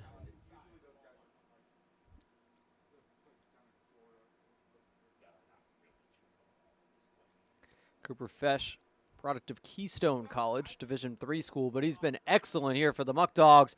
That'll get past the first baseman, Graydon Miller, for a base hit. Bowles also coming in. It gets past him. And it's runners on first and second after the 7th hit of the day for Batavia, rather the 8th hit of the day. My apologies. Muckdogs out hitting the Americans 8-6. Looking to do the same in the run department. They're down 5-3 in the game, but it's 2 on, 2 out. The go-ahead run in Brian Fry is up to bat. A tough spot for Boring in his 5th inning of work. Looking to become win eligible in his longest outing yet this season. Finds the bottom of the zone for strike 1. So 0-1 to Fry. And the tough part here is how many lefties Boring has had to face in this Muckdogs order. As a right-handed pitcher, that's always going to be a challenge. To have so many guys batting from the left side of the plate, 5 true lefties, and then a switch hitter in Espinal.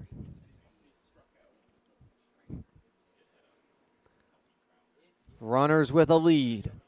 Horton on second, and Fesh on first. It's 2-1. Brian Fry 0 for 2.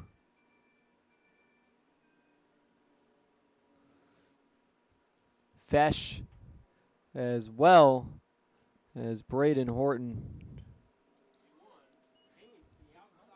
have been on base for a bit here. 2s across the board. Horton walked, Fesh singled. Hammond caught stealing after the double. He was picked off by Boring at second base. And that is going to be a foul ball. He got a piece of it.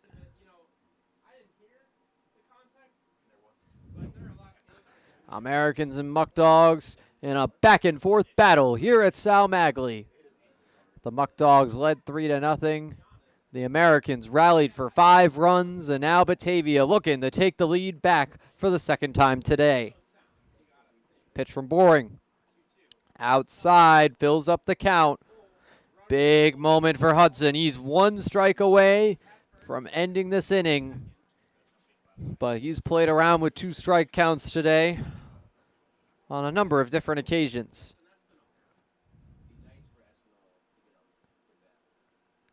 Fry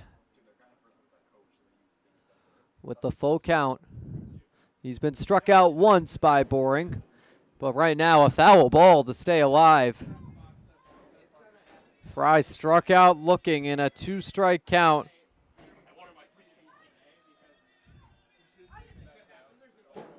Earlier today against Boring. That was his 2nd time up to bat. Now up for a 3rd time with the full count. Here's the payoff pitch. Sent foul. This is a long at bat. It has spanned 7 pitches, 2 foul balls since the count filled up. Actually spanned 8 pitches. So this could get to double digits here between Boring and Fry if Fry keeps fouling them off. Here's the pitch. That is going to be another foul ball. Behind Fry into the stands, behind home plate. Slightly to the third base side. The hot dog song here at Sal Magley with the count still full on Fry. Here comes pitch number 10 from Boring. Swing and a miss. Boring wins the battle and strikes out Fry for the second time today. We head to the bottom of the fifth after the break. My fellow American fans, my name is Frankie Morris, your social media manager. You can join us all summer long with many promotional nights and tickets just as low as $10. You can call and get tickets at 716-215-6161 and take a crack at the action.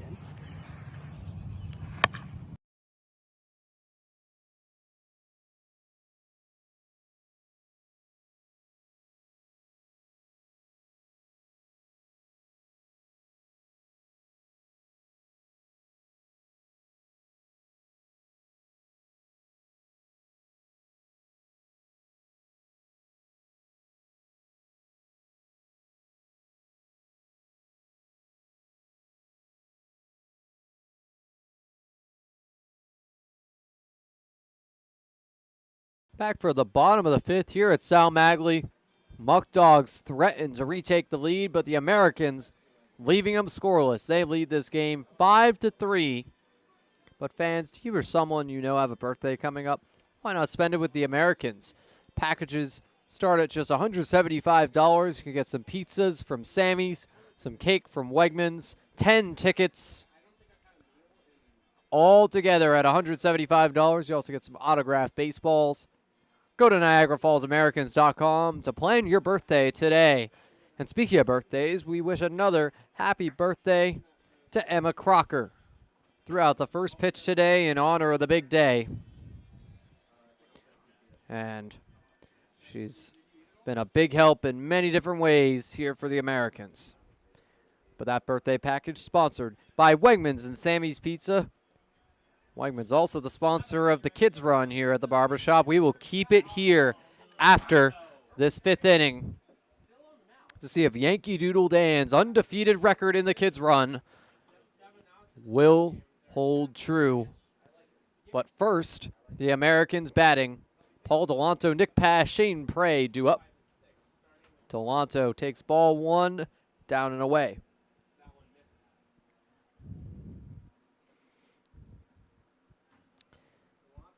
Polly is 1 for 2 on the day, had a 2-run single.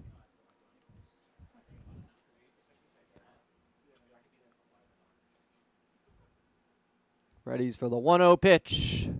That'll get in there on the low part of the strike zone. Count is now even. Delanto struck out swinging before his big single, so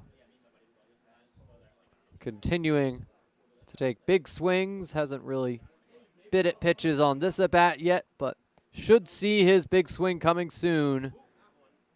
Bit of a smaller swing right there, and it goes foul. 1 ball, 2 strikes. Delanto attempts to check it, but ends up getting a piece of it. Pitch from Branch. This is going to be a fly ball foul. A little bit of harder contact by Delanto there. It drops near the batting cages. Down the first base line.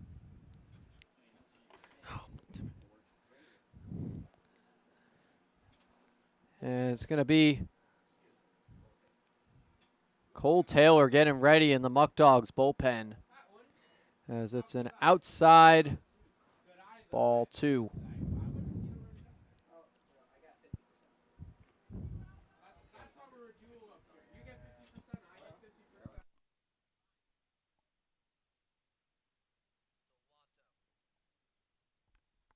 With the count even. Swing and a miss. Delanto strikes out for the second time today. Both of them have been swings and misses. And Nick Past will be up next for the Americans with one down. Passed 0 for 2 with a strikeout of his own. His came looking. Prey on deck has had 2 singles today. And he starts to check swing, but it goes inside for ball 1.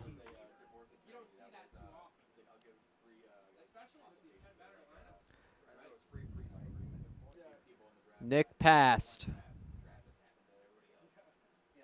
Looking to stay up in this count. Go low to make it 2-0.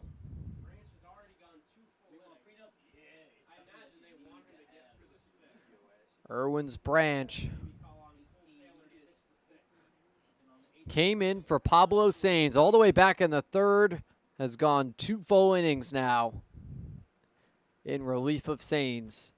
That'll go right down the pike and past. Will not bite. Appears he did not have the green light there. And now this count is closer with 1 down.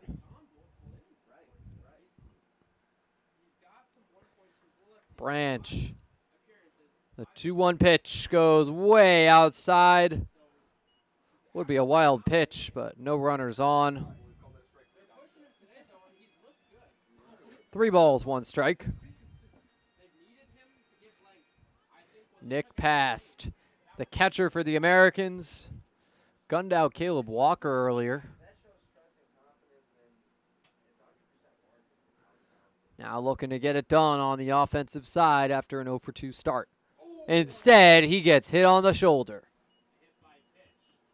He'll take first base for Shane Prey. And this is not who you want to put a runner on for. Shane Prey is 2 for 2 with an RBI. Pair of singles. Thankfully for the Muckdogs, Past is not in scoring position just yet, but see if he'll try for the steal here. And if there's another wild pitch like that one from Branch, Past could easily take second. Shane Prey, pinch hit against the Muckdogs back in June. Did not get a hit in that game, but has developed as a bat since in this Americans order. A rocket for an arm over at third base. Takes strike 1 inside. Haven't seen one yet today, but there's been a couple of SportsCenter highlight reel caliber plays by Shane Prey over at third. His most frequent victim being the Ironbacks. Gunning out Marcus Butts on what appeared to be an infield single, one of his first games at the position. And that'll be a chopper right back to the first baseman, Horton. And now the throw to second, not in time. So Past will get into scoring position as Shane Prey is out at first. The ground out and the attempt for the double play unsuccessful, but it is now 2 down on these Americans, with Brady Bowles up next. Bowles 0 for 1 with a walk.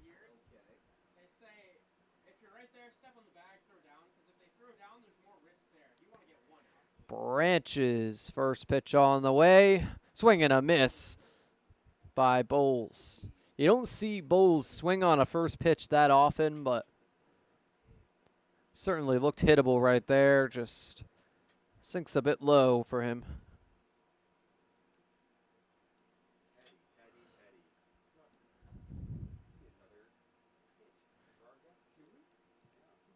Irwin's Branch with the 0-1 count after the swing and miss by Bowles. Taking a long time here, but checks on the runner at second and now delivers. That'll be likely dropping in foul territory, and Braden Reno was chasing after it, but wasn't going to get it there. Branch 1 strike away from getting out of this 5th inning and expanding his outing on the day to 2 2/3 innings pitched. And despite being in there for some of those runs allowed, he did not get charged with any of them. 5 earned runs for Pablo Sainz, none for Branch.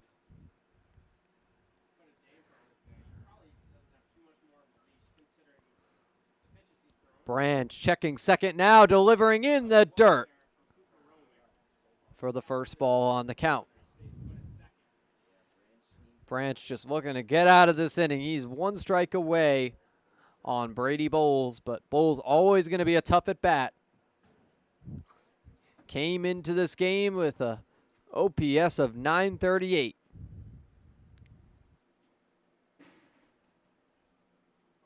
Branch checks on pass, now delivers low to even up the count. Brady Bowles showing off his patience here. Climbing slowly out of this 0-2 hole that he started off the at-bat with. 2s across the board. And Bowles, the first of 2 Panola hitters in this Americans order. Chris Gazaldo would bat next if Bowles can get on.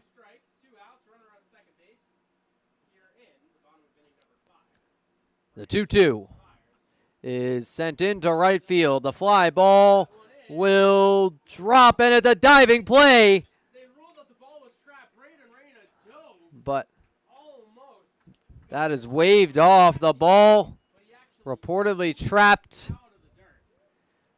And the Americans up 6-3 as the run comes around on what is ruled an RBI single. 7th hit of the day for the Americans, and they lead by 3. Bowles almost robbed of the RBI knock by Braden Reyna. He's checked at first. He's safe. Gazaldo up to bat, hoping to advance his Panola teammate and now Americans teammate. Branch was 1 strike away from retiring Brady Bowles, and he gets on with a single. It was a weird single, almost robbed, but it's ball 1 to the batter Gazaldo. Gazaldo thus far is 0 for 2 today.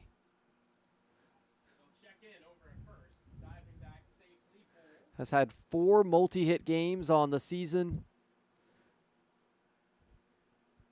but also some rough nights mixed in between.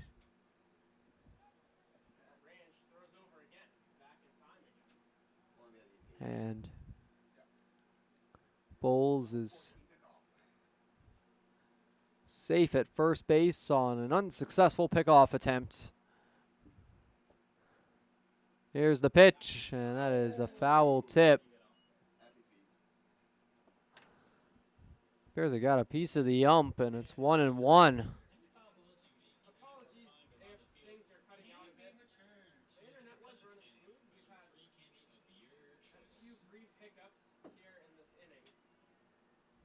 Branch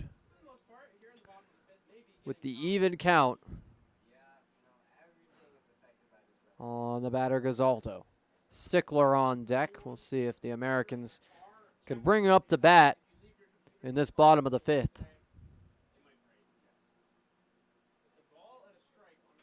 Pitch from Branch, upstairs and in to put the count in the favor of Gazaldo. He started up 1-0, now up 2-1. Came in batting .353 with a .774 OPS. A lot of singles this season. A great contact hitter. We'll see if he can find contact again right here. Instead, it's down the pike, and he will not bite. 2s across the board, and Irwin's Branch. A little bit of deja vu here. 1 strike away with 2 balls on the count. He's been in this spot before. Bowles able to single when the count was pretty filled up. And that goes behind the batter. That's the second time that's happened for the Muckdogs today. It's been by 2 different pitchers. Muckdogs have had a hard time controlling the ball in this hot weather, and hence they are being doubled up by the Americans, and Brady Bowles, speaking of twos, takes second base. The count is now full on Chris Gazaldo. And Bowles takes scoring position for his Panola and Americans teammate. Big moment for Branch. Here's the payoff pitch. Swing and a miss. That'll end the inning, but the Americans score 1 to expand their lead to 3. We'll be back for the top of the 6th. Rather, we'll keep it here for the Wegmans Kids run. And Yankee Doodle Dan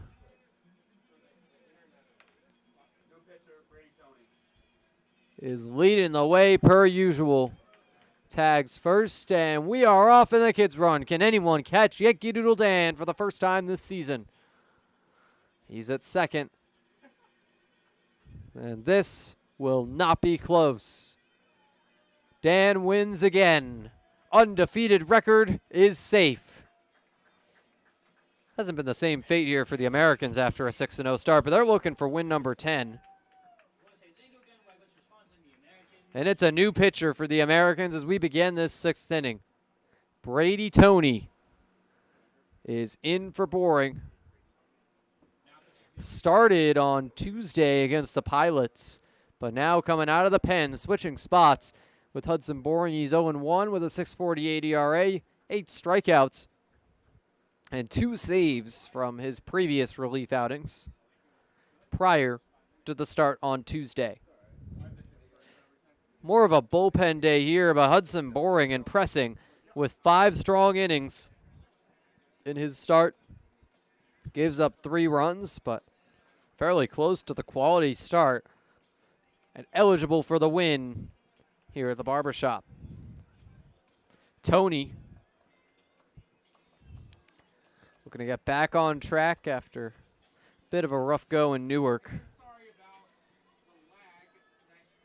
And if he can keep it smooth, the Americans have the chance to go to 10-6. That's Batavia's current record. They would surpass the Muckdogs in the standings. They already beat the Muckdogs once. This is a team it's not easy to beat, and the Americans have played them well all season long. Unfortunate that they've struggled against the Pios, the Pilots, the Doubledays, the eastern half of the West Division. And Justin Espinal will kick off the inning for Batavia.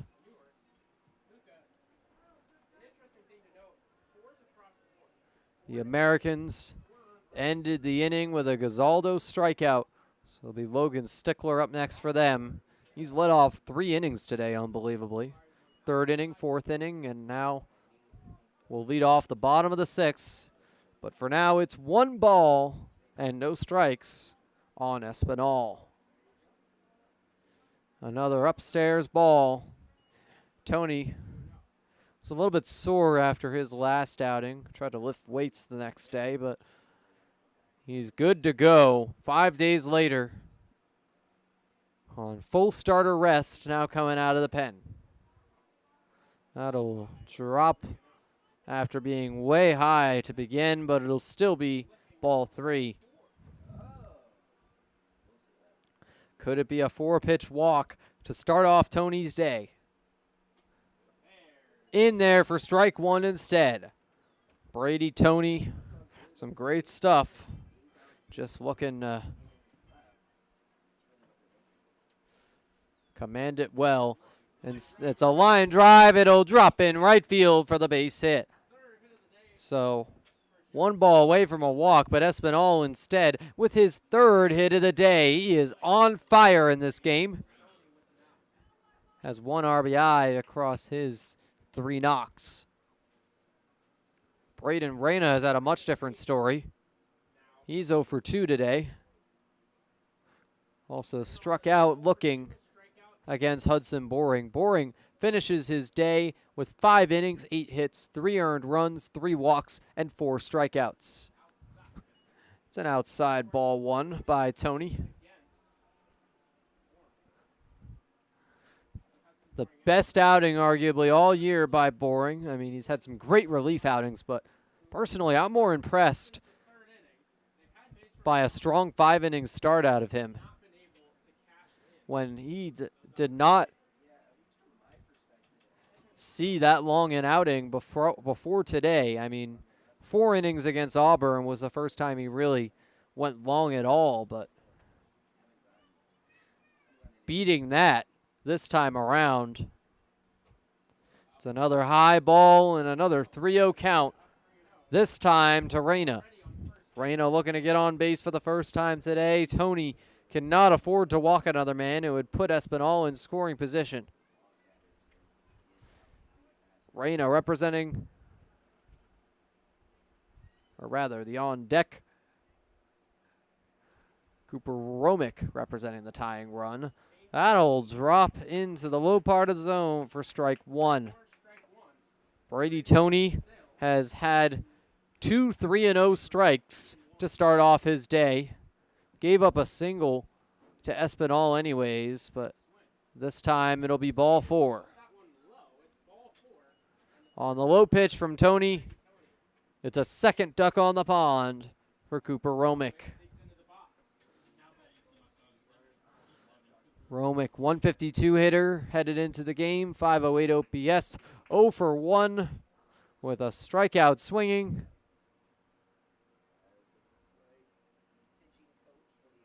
And a meeting on the mound with Brady Tony. Here's Will Cordero is out there to speak to him. Will Cordero co-managing the team with Paul Wolf. They've also served as coaches at the corners today. Cordero shifting over from his usual third base spot over to first, and Paul Wolf has been at third. But Tony will keep pitching to Cooper Romick.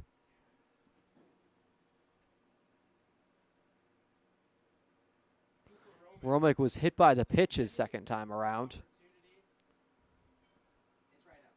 2 on, nobody out, as Romick steps in to face Tony. 2 consecutive runners on.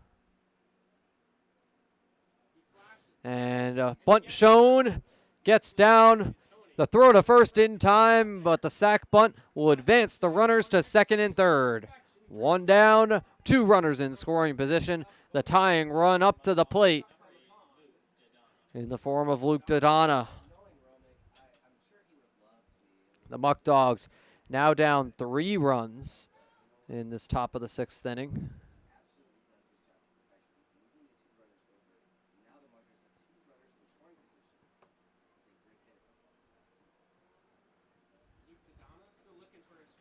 And Brady Tony looking to get on track here after 2 runners allowed on base and then the sac bunt for out number 1. It's an upstairs ball 1. Cooper Romick, I don't think was expecting to beat out the throw to first. I think he was simply taking one for the team there to advance the runners.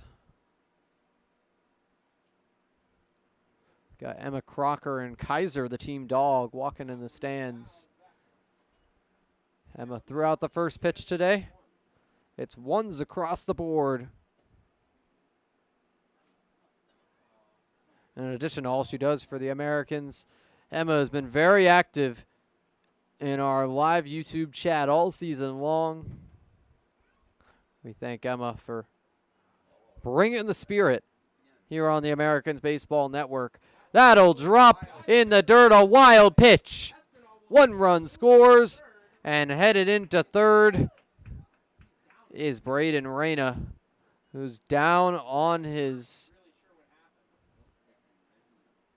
knees, now sitting down. We'll hope he's all right as run number 4 comes in for Batavia. Muckdogs up to 9 hits today compared to the Americans' 7. Have left some runners on base and given up some free bags. That explains the Americans' lead. But we'll hope Reina's all right. As Krista Mao, the Americans trainer, will check with him at third base. Now a couple Muckdogs coming out to talk to him.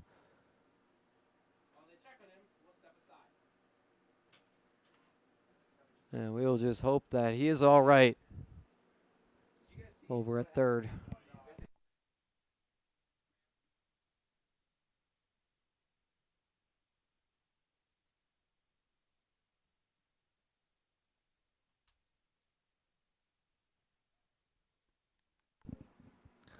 Reina will be helped off the field.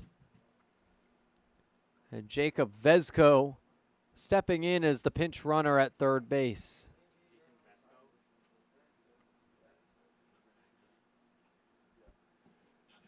Vezko, the second-year Muckdog, comes from Dayton. Pretty decent threat with the bat as well. 250 hitter, 683 OPS. But right now, just looking to come home and cut this to 1. With the tying run, Dodonna still up to bat. 2 balls, 1 strike, 1 down. Espinal scoring on the wild pitch, same one that Reina got hurt on. And now Vezko at third base. Tony with the 2-1 count delivers. And it'll be another low pitch for ball 3. Another 3-1 count for Brady Tony. He's had a lot of them today.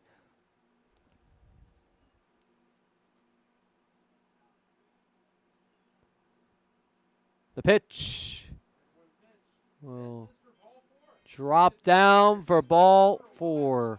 Runners on the corners.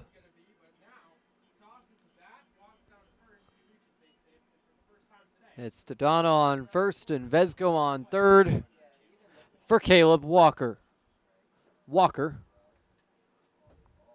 has walked once. 1 for 1 with a hit as well. Runners on the corners, 1 down for Brady Tony. Strikeout or double play would be huge for him right here. The pitch instead will go outside for ball 1.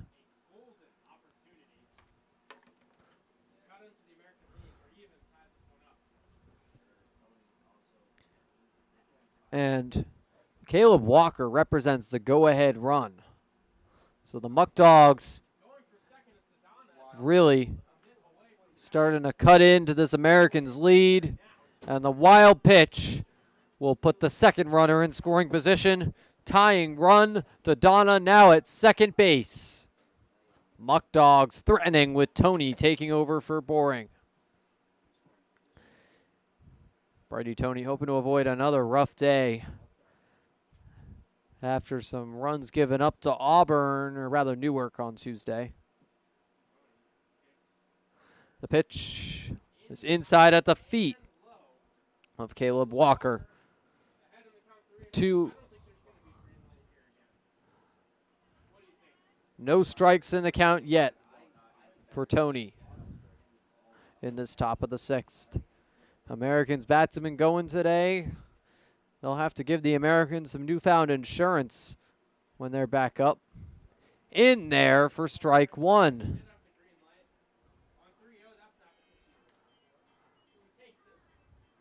Puts it at 3-1 for the batter Walker, who's been on base twice already. And that's a pop-up. Backing up is Chris Gazaldo, and he will not be able to make the grab. It's a hit, but the out is not there at third base either. So runners still on second and third. The Muckdogs cut the lead to 1.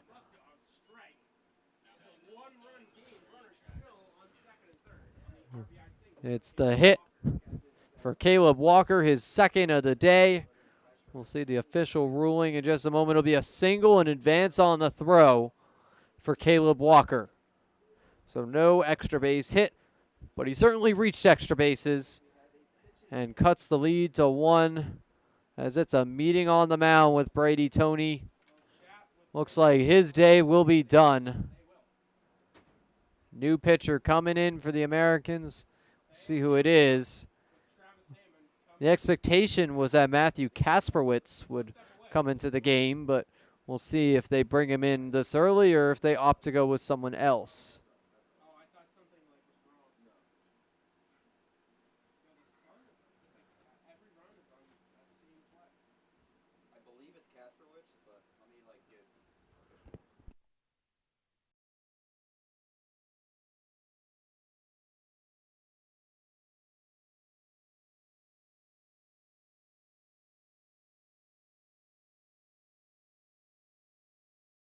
It'll be Matthew Kasperwitz as planned. The third pitcher into the game for the Americans, coming a little earlier than expected, but was able to give the Americans some bulk work actually as a starter against Auburn. Has returned to the bullpen since that game. Was a rough one for him as a starter, but has been effective as a reliever this season for the Americans. On the year, 6.43 ERA, 0-1 record, and 2 strikeouts. That ERA ballooned significantly after his start. So out of the bullpen, a more effective pitcher comes from SUNY Niagara. He is one of 4 SUNY Niagara relievers, or rather 3 SUNY Niagara relievers, and there's also 2 SUNY Niagara starters in this Americans pitching staff. Barr, Bazinet will serve in the rotation. Barr just 1 game on the 4th of July against these Muckdogs. Bazinet has been a staple. And then Barton, Kasperwitz, and Chaya all coming from SUNY Niagara and have been significant pieces in this Americans bullpen. Kasperwitz had a mix of high leverage and middle inning outings, as well as that start.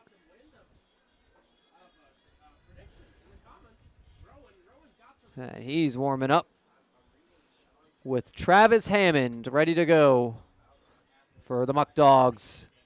The tying run is now at third. The go-ahead run is now at second. Both of them are in scoring position. Walker on second, Donna on third. Vesco came around to score on the hit by Walker. And Hammond himself is also 2 for 2. Came around to score last time. Or one of the times he was up, rather.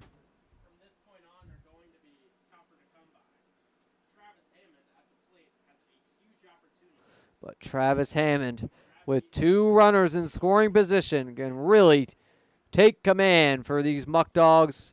But first, a ball 1 outside. Kasperwitz, much like a lot of these other SUNY Niagara pitchers, thrives off painting the corners. It's had mixed results for Joe Chaya. We'll see what Kasperwitz is able to do with it today. The pitch will go in there for strike 1 on the inside part of the zone. There it is. Kasperwitz painting the edges.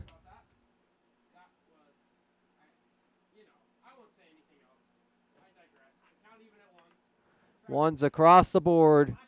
And bunt shown. It'll still get in there for strike 2, despite no contact made. Kasperwitz thus far has had more success than Brady Tony in relief of Hudson Boring. Tony going just a third of an inning before Kasperwitz relieves him. Any runs that score will get charged to Tony. Chopper will be sent home, and the tag in time. So runners on the corners and the runner out at the plate to keep the lead in the Americans' favor with 2 down. Pass having a move for that tag, but gets it standing up.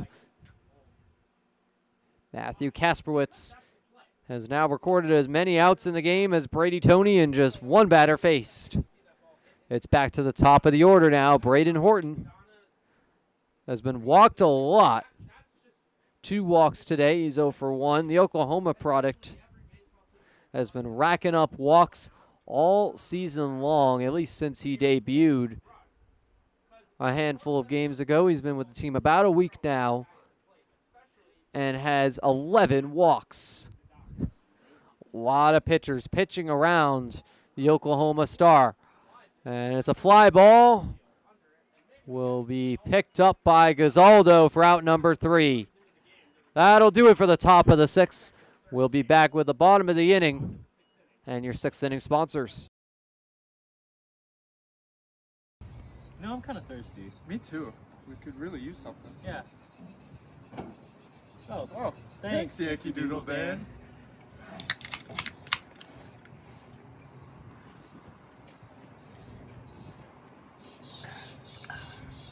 That's better.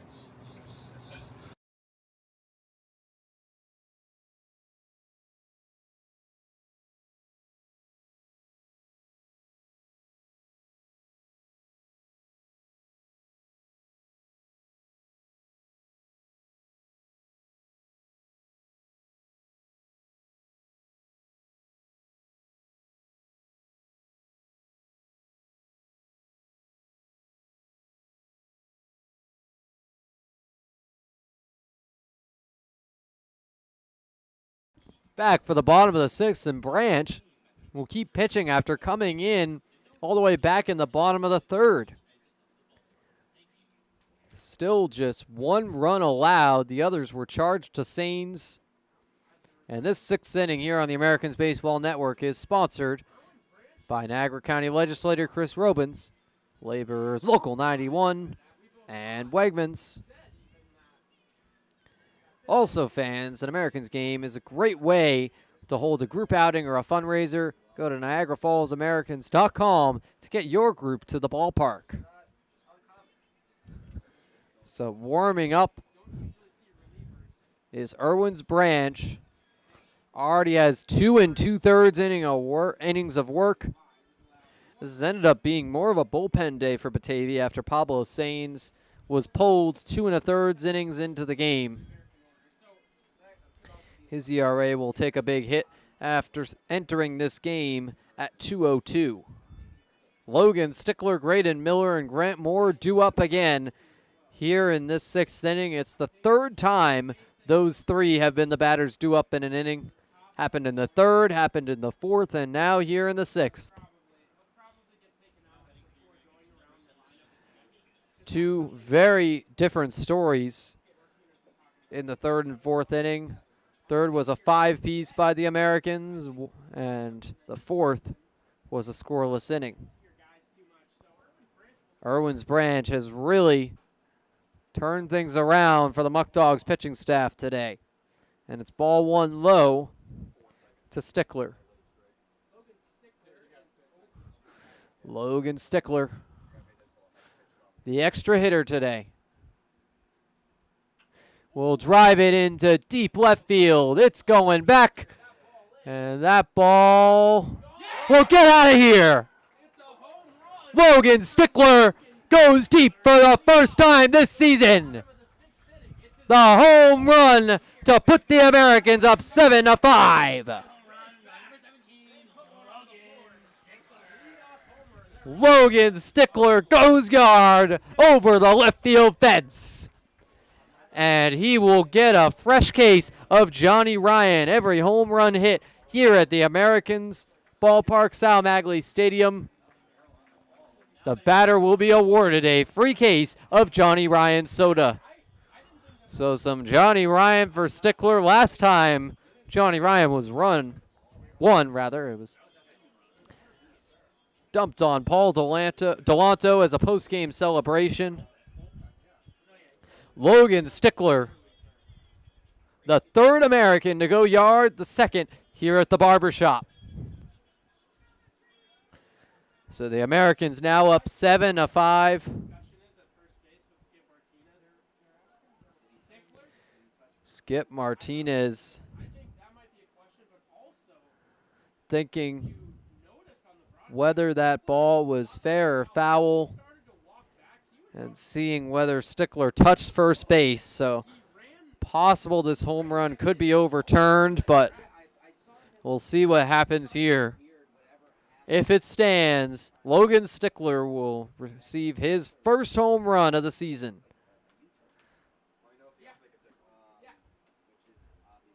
We will see what the call is here.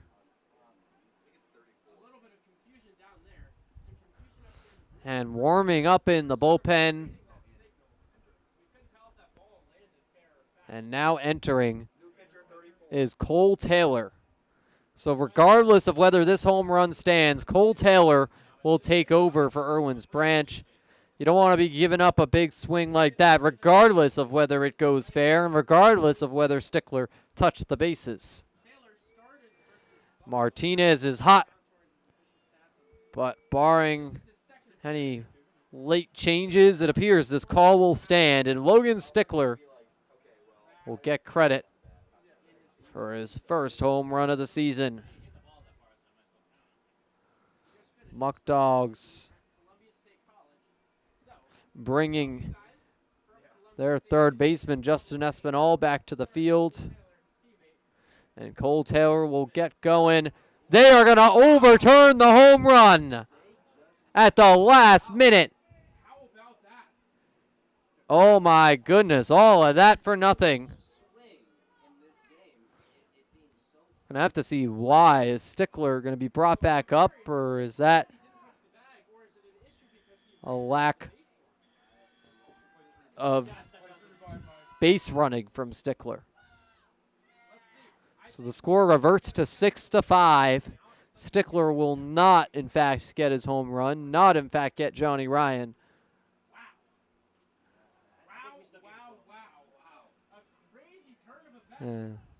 Not the first time I've seen this in a baseball game. Happened, actually, in the Liberty League Championship when Skidmore hit a home run that was later overturned because the hitter did not touch first base. So base running errors are something that you really have to watch out for when you hit a home run. It's something a lot of hitters in their early days do not think about, but it's very important.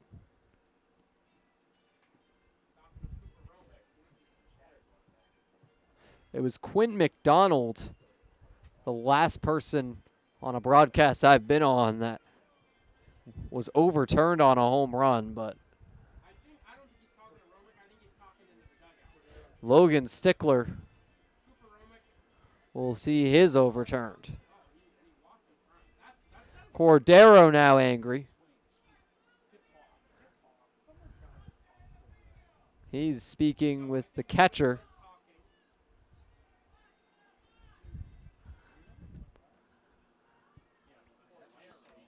And the Americans continuing to speak with the umps. Will Cordero talking with Skip Martinez, and now Paul Wolf talking with the umpires.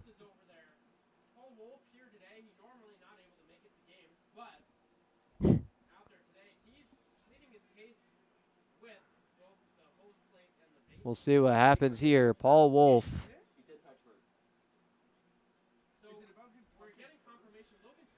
So Stickler touched first base. We'll see what the problem was.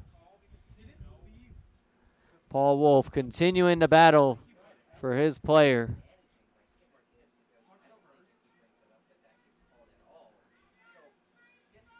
Continuing to talk it out with the umpires.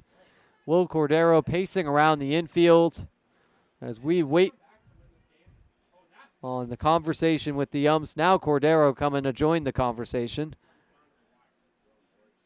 They clearly saw a home run. These umpires overturning it.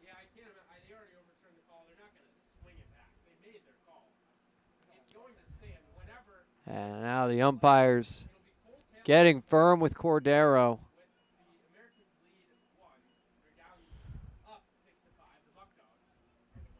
He's continuing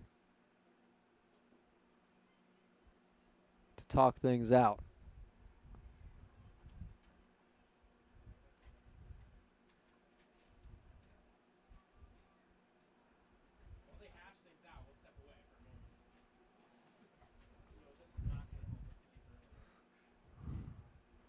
This conversation is continuing.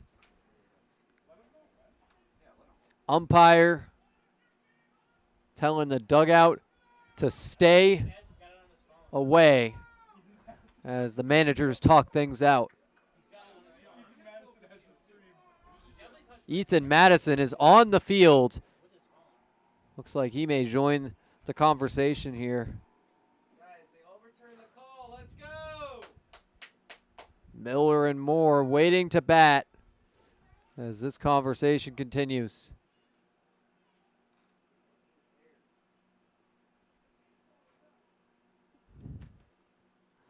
Score will be 6-5.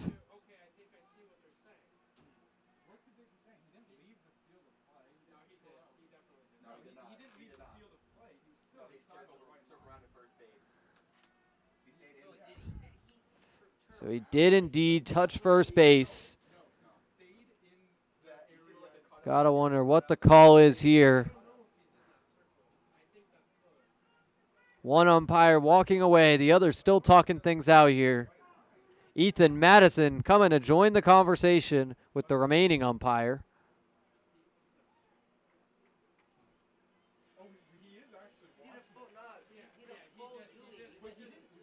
Stickler touched the bases, so just some confusion as to what the call was. But the conversation is over. The call was overturned no matter what happened. Now we just got to see if it was a base running issue. Yes, it indeed was. Nothing to do with whether the ball was fair or foul. He touched first, but umpires invalidating the home run as Graydon Miller steps in.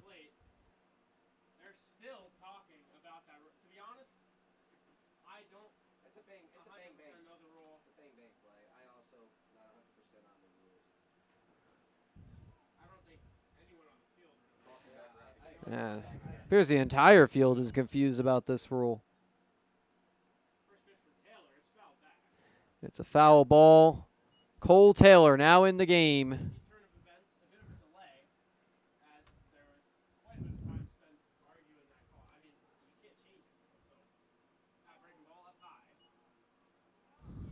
They will call it out number one on the previous play.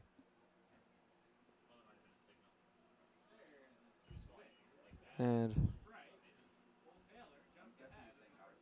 it's now 1-2.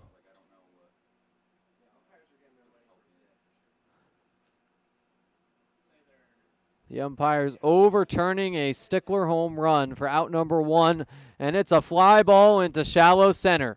Coming in is Hammond, but Walker will instead back up and make the catch. It's now 2 down.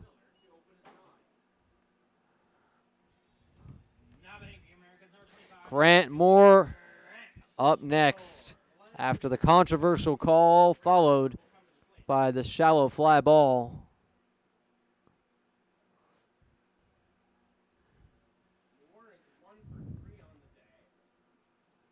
Grant Moore shows bunt, but it goes low for ball one.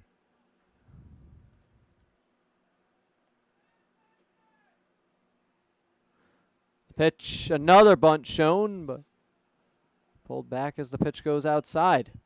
2-0 to Grant Moore. Taylor has not even come close to getting one on Moore's bat.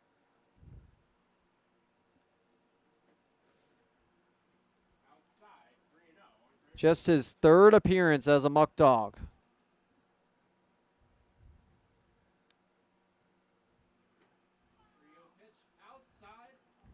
And it'll be a 4-pitch walk on Grant Moore. That flyout was the first out recorded all season by Cole Taylor.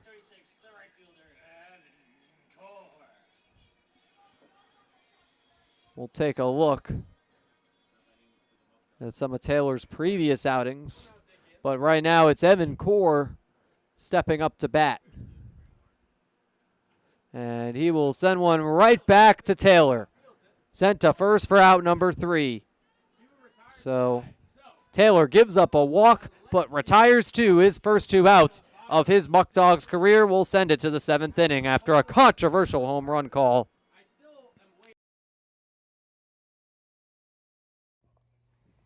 Ever dreamed of playing catch right here at Sal Magley Stadium?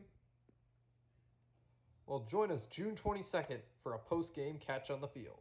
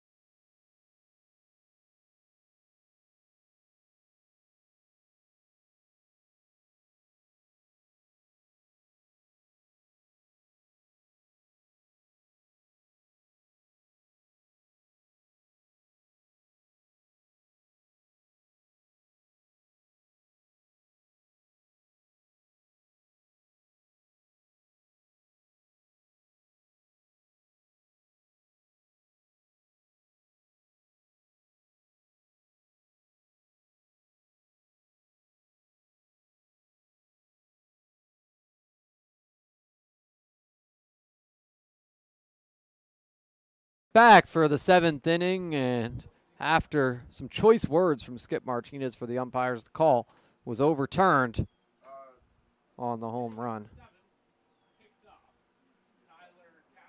And Tyler Castrotaro will be first to face Kasperwitz in this inning. Swing and a miss for strike 1.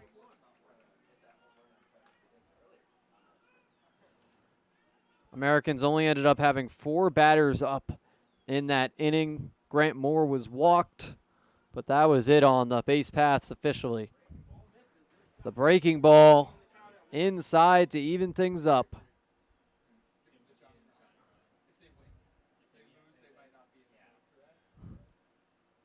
The pitch will get in there to make it 1-2. Low edge of the zone. Kasperwitz looking to keep things strong here. And the line drive will be a leaping catch by Chris Gazaldo for out number 1. Chris Gazaldo has been a rocket short all season long. What a catch. Up there with some of the best plays for these Americans all season. They've had some great defense all around, especially today. It's a fly ball into left field now, and it'll be caught for out number 2 by Gavin Boyle. Kasperwitz forcing soft contact, and these Muckdogs are going down 1 by 1 as Brian Fry will be up next. It was a Castrotaro line out, a Fesh fly out, and now Brian Fry. Kasperwitz has now gone 1 1/3. It's a low ball 1 to the batter Fry. Brian Fry today has gone 0 for 3 with 2 strikeouts. It's an even count. Hudson Boring winning the battle with Fry on 2 separate occasions. Struck him out swinging and then looking on 2 different at-bats. It's 2-1.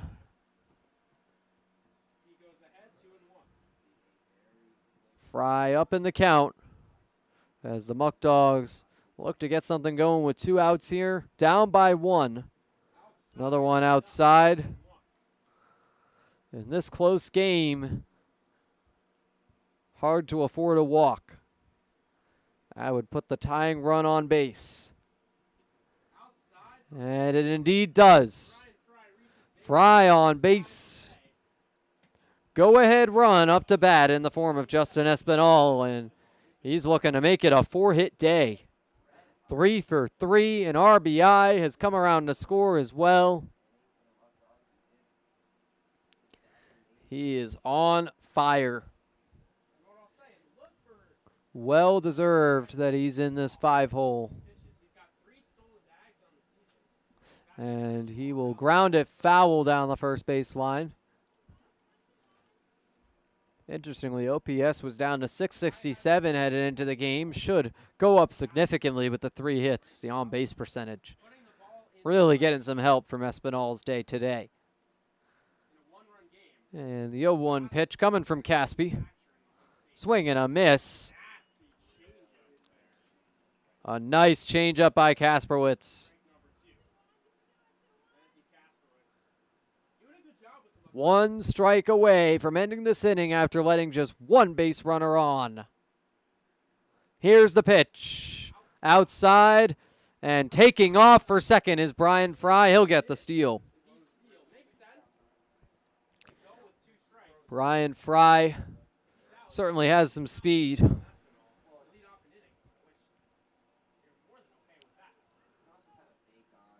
Now in scoring position for the batter, Espinal. And another outside pitch. It goes wide. It'll be a wild pitch. And wow. Brian Fry has made it all the way from first to third on a couple of wild pitches from Matthew Kasperwitz. First one was a proper steal. That one just simply went wild. 2 balls, 2 strikes, 2 outs, so it's 2s across the board. Espinal up to bat with the runner on third. Fry the tying run, Espinal representing the go-ahead. Muckdogs looking to take this lead back. They threatened in the 6th. Now again in the 7th. It's a line drive down into deep center field. Moore backing up. He'll make the catch. A running grab for Grant Moore to end the inning. Americans still lead 6-5. We'll be right back. No, I'm kind of thirsty. Me too. We could really use something. Yeah. Oh, thanks, Yankee Doodle Dan.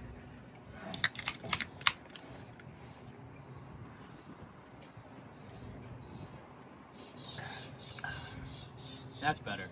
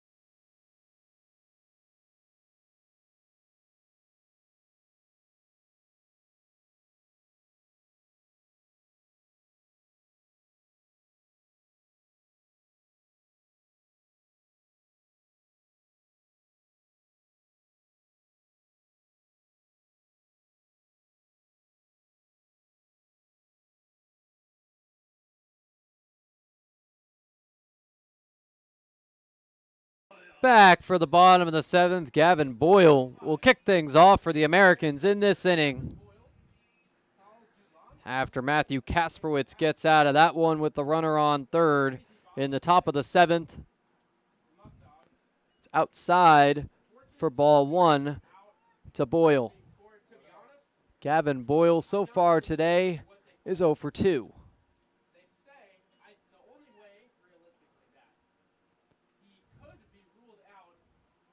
Did drive in a run when he was hit by pitch. Count is now at 2-1 on him.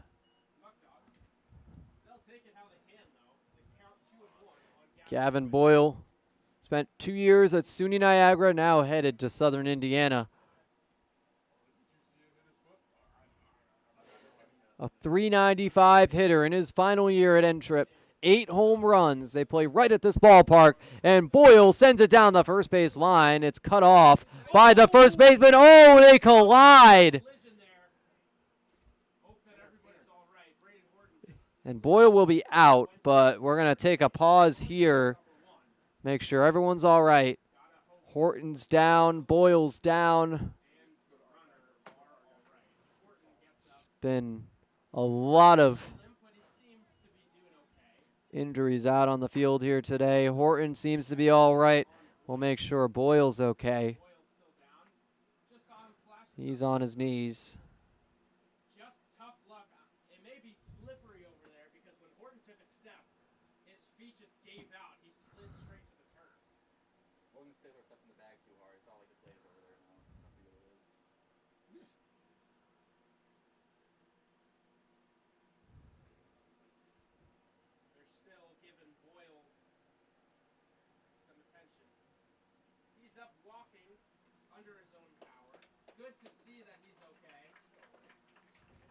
And Boyle seems to be all right.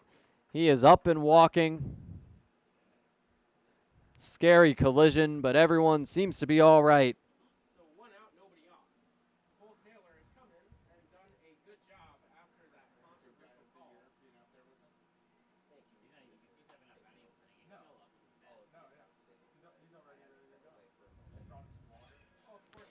And Boyle is the first batter retired. It's Paul Delanto up next.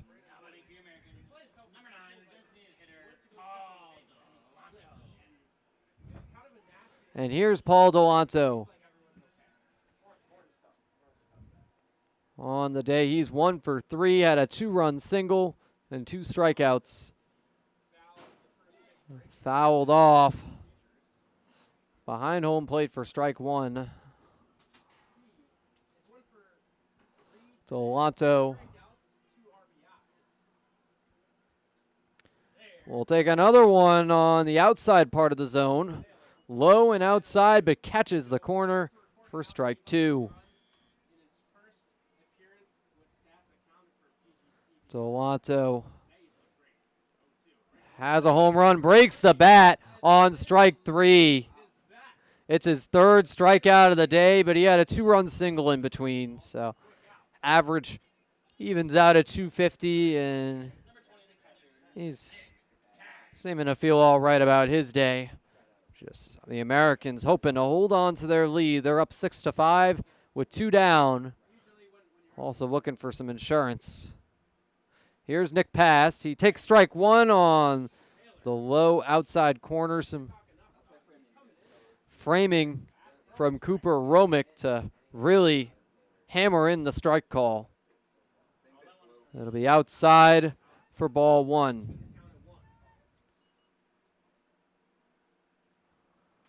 So count is even. Taylor sends the 1-1, and that is sent all the way down the first base line. Foul bounces at the fence to the bullpen for the Muckdogs.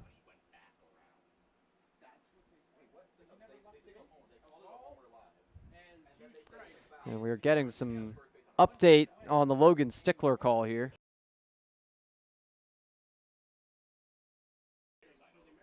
Here's the pitch. Pop up. Fouled off. 1-2.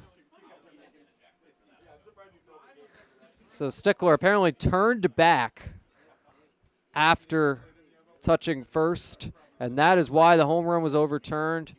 Have to keep a clean path from home plate all the way back. Cannot be turning around. And that was the mistake for Stickler. Cordero challenging the call, but now it's foul territory with 2s across the board.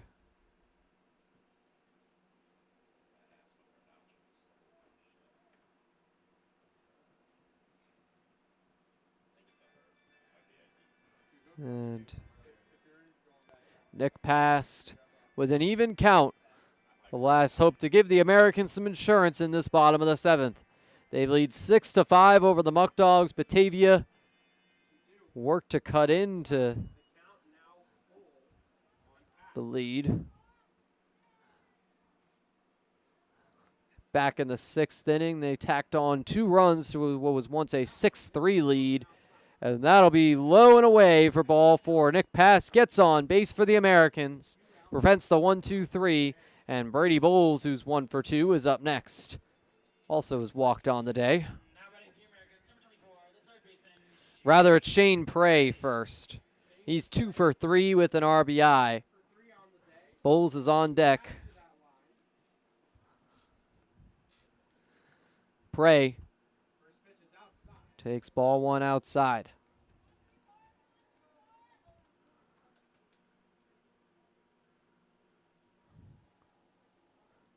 Shane Prey, another multi-hit game. He's had a handful this season. Had one back at Sal Magley on Saturday the 14th in a win over the Ironbacks.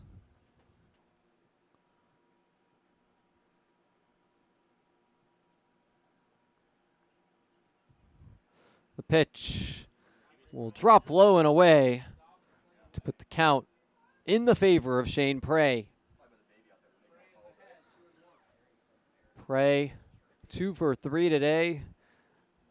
Should give some help to his batting average that was .281 coming in. The pitch, swing and a miss.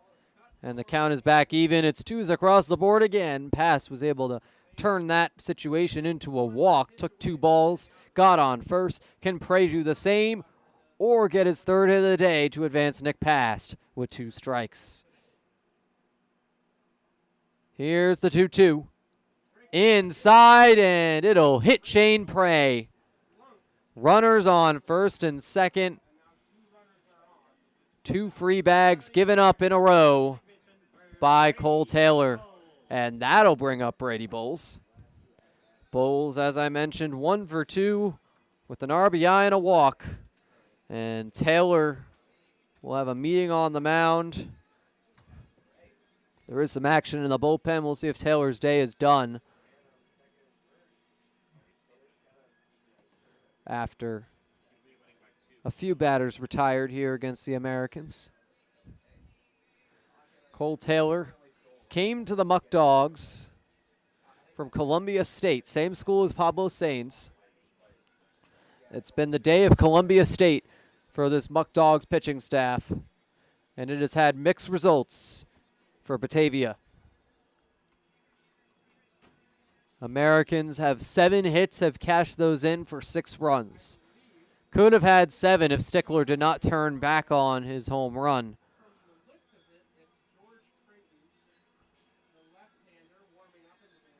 So George Creighton reportedly warming up in the bullpen, but Cole Taylor for now going to stay in the game to face Brady Bowles in this right-on-right matchup.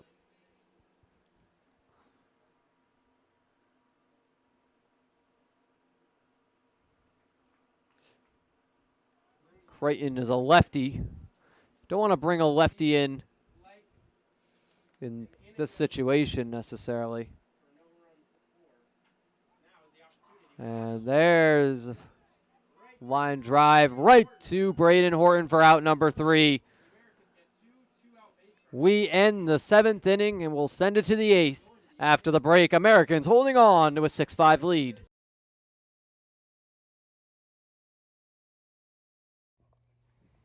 Ever dreamed of playing catch right here at Sal Magley Stadium? Well, join us June 22nd for a post-game catch on the field.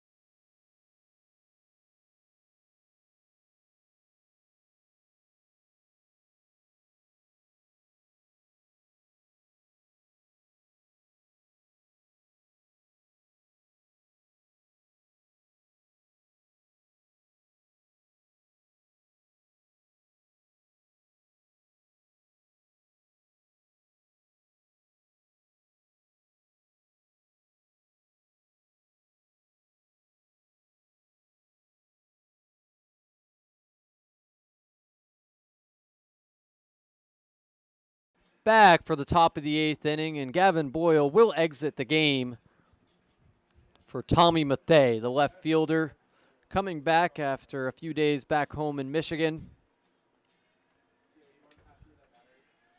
And batting 143 with a 393 OPS. His best defense has come in left field, so a smart decision by Coach Cordero and Coach Wolf to put him out there.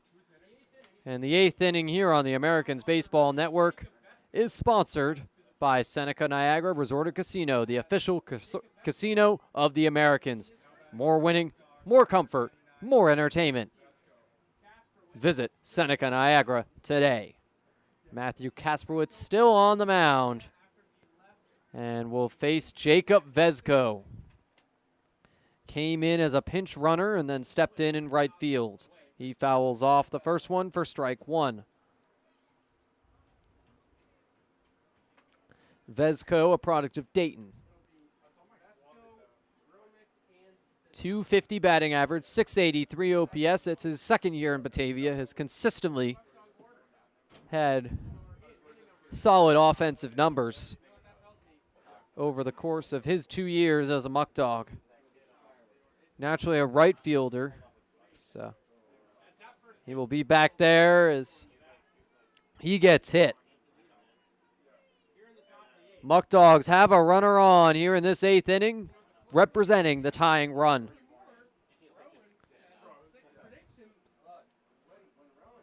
And with Vezko on base, Cooper Romick coming up. The backstop for the Muckdogs today. He's 0 for 1.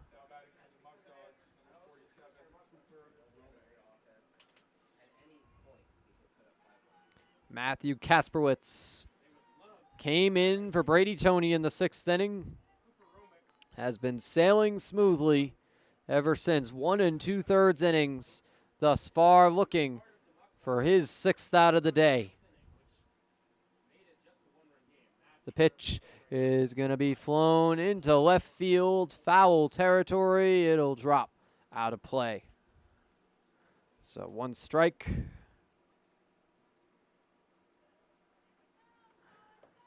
On the batter, Romick. Comes from Lemoyne. A second-year Muckdog who batted .280 with a .788 OPS and 34 runs batted in just a year ago. Romick shows bunt. It pops up, and it'll be caught by Shane Prey. The umpires have something to say about that, though. Might not be an out.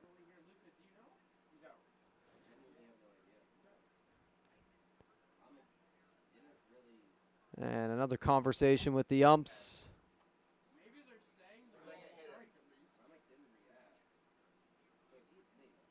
I think they're saying that the ball hit the hand while it hit the bat or something along that line. So it appears the ball may have bounced off something. Paul Wolf back out of the dugout to talk with the umpires. There's been a lot of controversy in this game. Ump sends Wolf back to the dugout. It's not tossed, but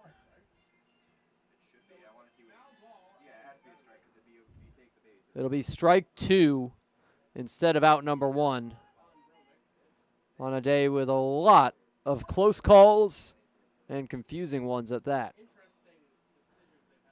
Runner on first. A pop-up in foul territory, headed right to the press box, bounces off the press box roof.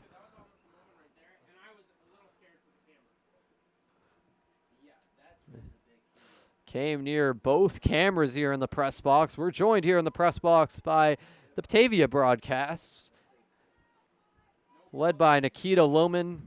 Thanks to Nikita for all his help with the Muckdogs roster. Swing and a miss as Romick goes down with the strikeout. Out number 1 will come regardless. Matthew Kasperwitz has his 6th out of his outing today. Luke Dodonna up next. Dodonna on the day is 0 for 2 with a walk. Nearly made it home when he reached base.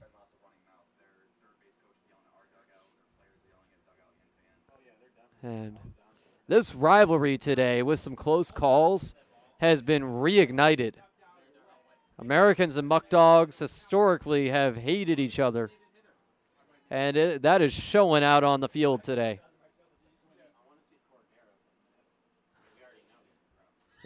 It's a pop-up. Headed into right field foul territory. Miller chasing after it. He'll make the sliding grab. Graydon Miller. Welcome to the party. Out number 2. It has been a great defensive day for the Americans, and Graydon Miller with a sliding catch. The Americans have put 2 away in the inning as Caleb Walker comes up looking for his 3rd hit.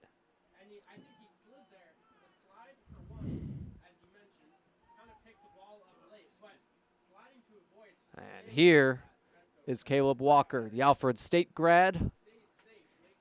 Came in batting .275 and has had 2 more hits today. Ball 1 to Walker from Kasperwitz.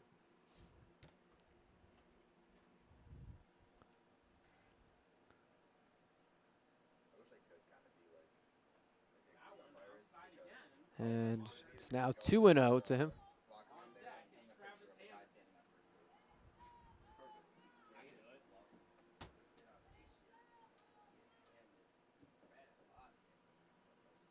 The 2-0 pitch on the way in just a moment from Kasperwitz. He delivers.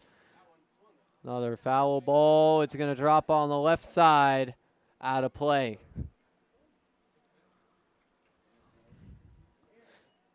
Count now at 2-1.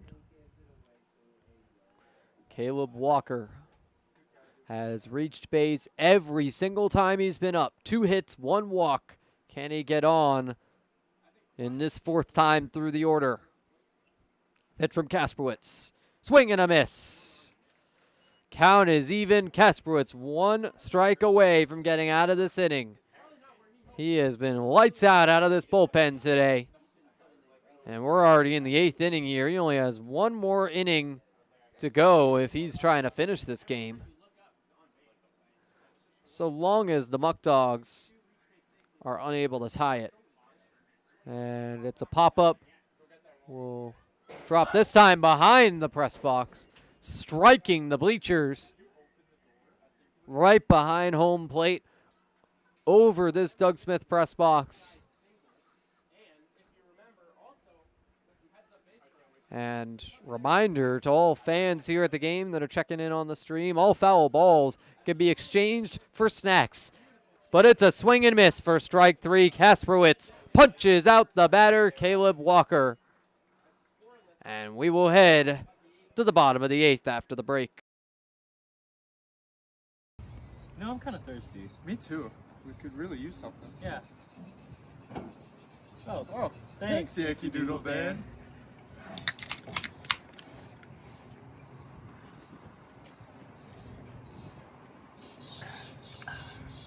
That's better.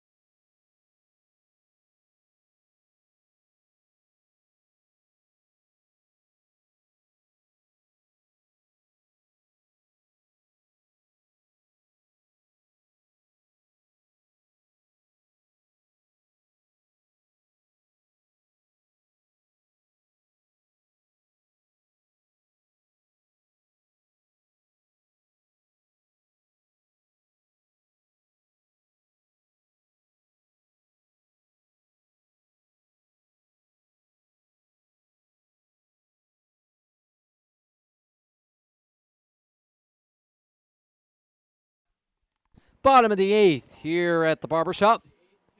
And Chris Gazaldo taking ball one inside.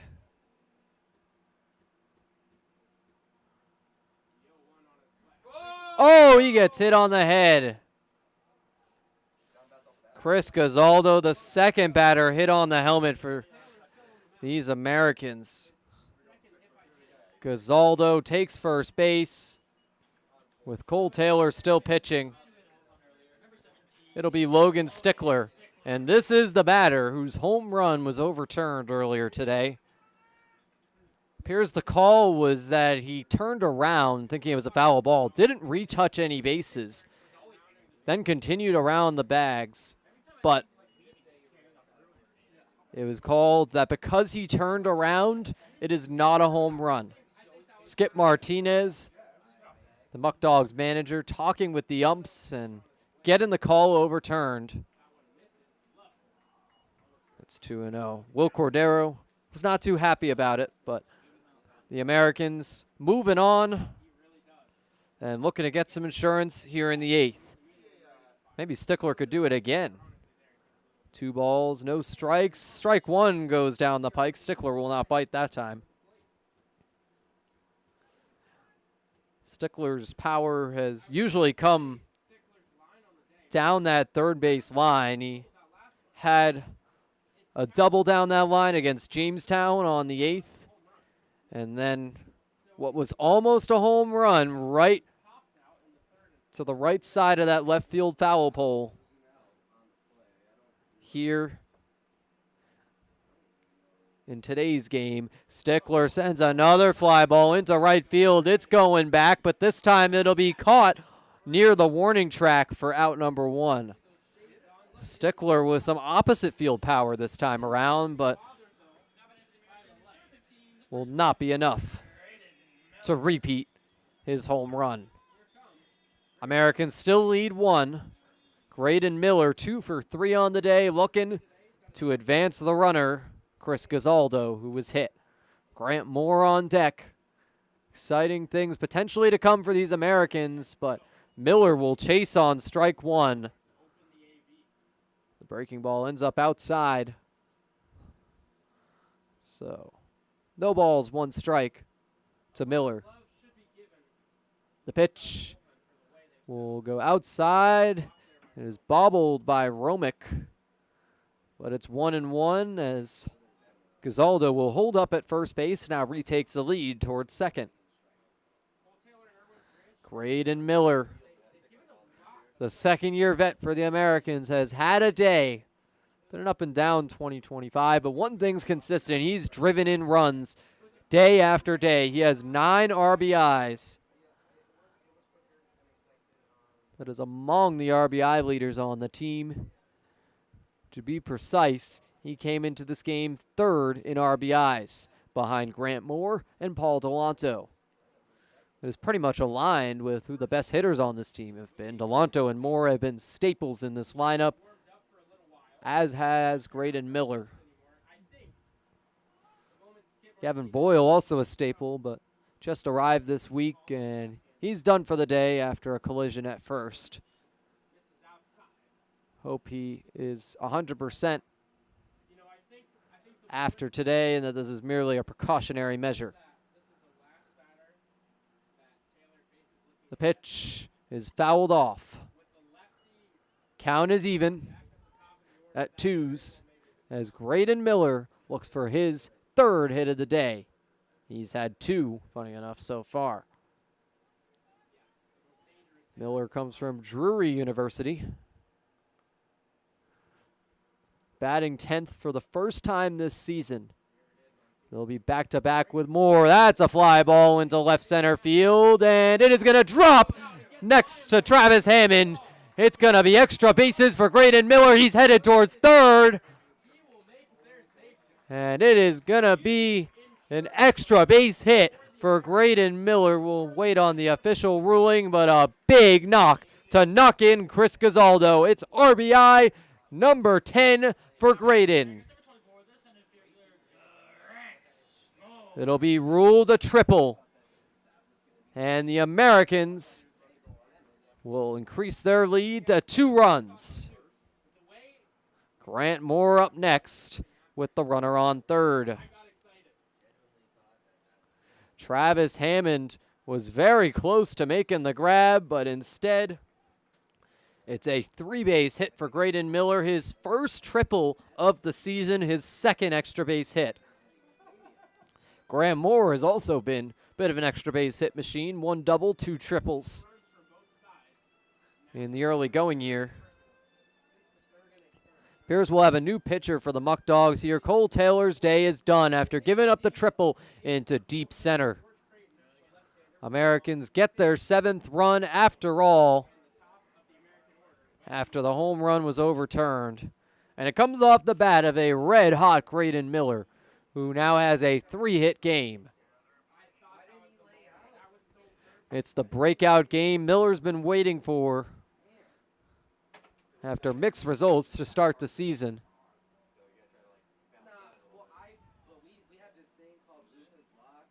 And he stays on third base as we have a new pitcher for the Muckdogs.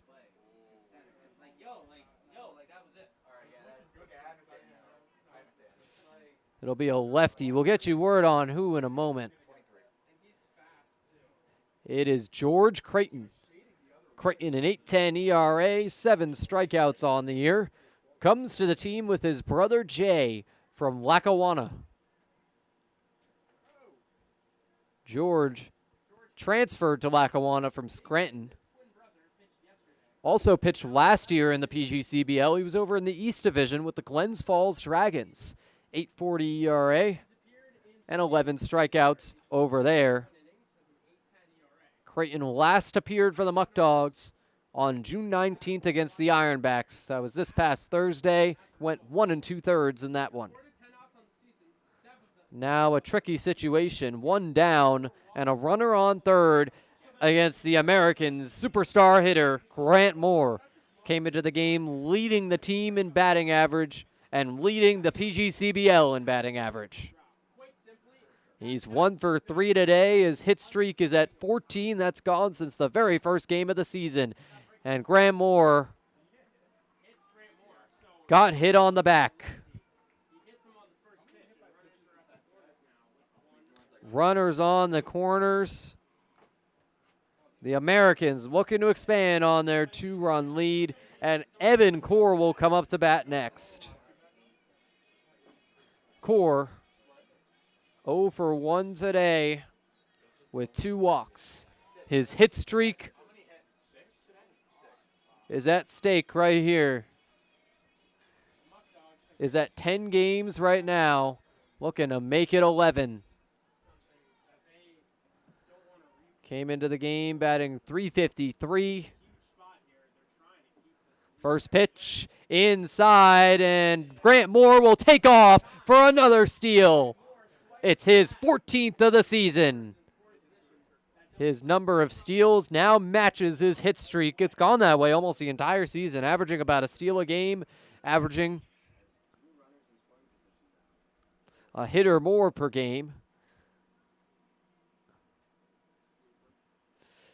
And Grant Moore, with him at the plate, you'll never have to ask for more.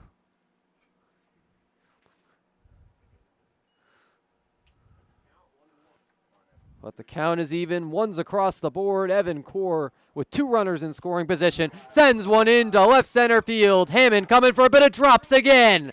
1 run coming in. Next one holding up at third. Grant Moore on third base. Core expands his hit streak to 11 and drives in run number 8 for the Americans. They lead by 3 over these Muckdogs. Core on first, Moore on third, and now the third outfielder, Tommy Mathay, who came in for Gavin Boyle. He's also a left-handed hitter, back after a few days away from the team. Was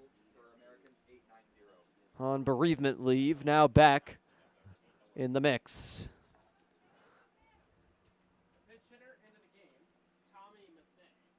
Mathay, with the runners on the corners, came in as the left fielder. 1 down And the runners will go, but now Grant Moore going to have to hurry back to third base. He's going off the base path, running away, but he will get caught. Grant Moore has gotten out of a pickle before, can't get out of that one. It's 2 down, and Evan Core still on second. Grant Moore, one of the fastest hitters on the team, but raced with Alan Ramos yesterday, and it was a dead tie, so got to see Alan Ramos start to steal some bases as well, because he has been just as fast as Grant Moore when he's had the opportunity to run. But they fouls it off.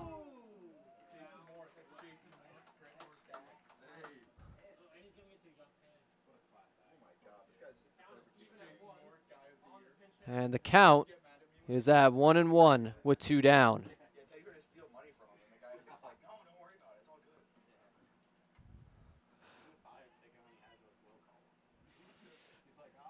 Mathey with the count even, and Core on second.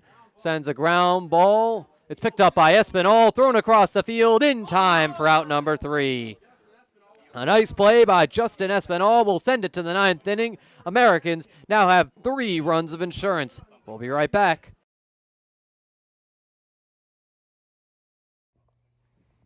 Ever dreamed of playing catch right here at Sal Magley Stadium? Well, join us June 22nd for a post-game catch on the field.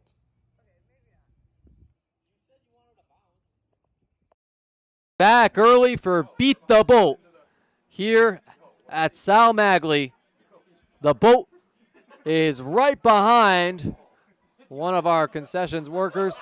The boat is getting caught between a few people. He stumbled into some players, and he is not going to be able to win this race.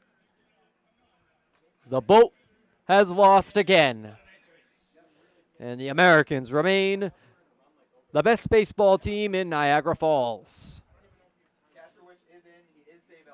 Matthew Kasperwitz looking for his first save of the season. Still in the game to face these Muckdogs. It'll be Travis Hammond, and then it'll go to the top of the order, Braden Horton and Tyler Castrotaro. These will not be easy at bats for the pitcher Kasperwitz. Hammond, Horton, and Castrotaro have combined for 3 hits. Horton also a couple walks. So they have been on the base paths a lot, looking to get back on here in this 9th inning. Muckdogs out hitting the Americans 10-9, but also giving up a lot of free bags. And the Americans, in another high-scoring affair, just like June 4th, lead the Muckdogs 3 outs away from winning their 2nd game over Batavia. And this would be a statement win that could really get this team back on track. It would be their 3rd in a row. This 9th inning is sponsored by Casella, Solino Plumbing, Blaze Brockway, and Wright Beverages. Wright Beverages keeping Deb's Beer Garden running down on the third base line. A couple foul balls have gone that way. Travis Hammond up to bat. Swing and a miss for strike 1. Hammond is 2 for 3. Came around to score once. Came in with a 716 OPS. Even better at 883 his first year in Batavia. Another big cut and miss. He's down 0-2 to a red-hot Kasperwitz. Kasperwitz has now gone 2 2/3, struck out 2. He's looking for strikeout number 3 of the day. Here's the pitch with the 0-2 count. It drops low for ball 1. Matthew Kasperwitz looking for his 5th strikeout of the year. That would mean the majority of his strikeouts would have come from this game. And the umpire now coming to meet with Kasperwitz.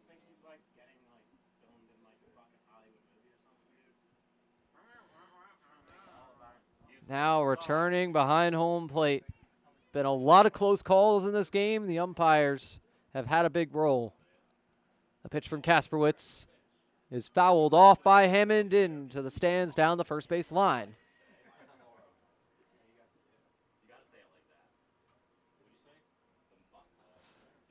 Kasperwitz with 1 ball, 2 strikes on Hammond. Here's the pitch. It's another one low. Down and away to even up the count. Hammond is battling here, showing some patience after swinging at the first 2 pitches. Pitch from Caspi. It's a close to a backdoor slider right there, but the count will fill up at 3-2.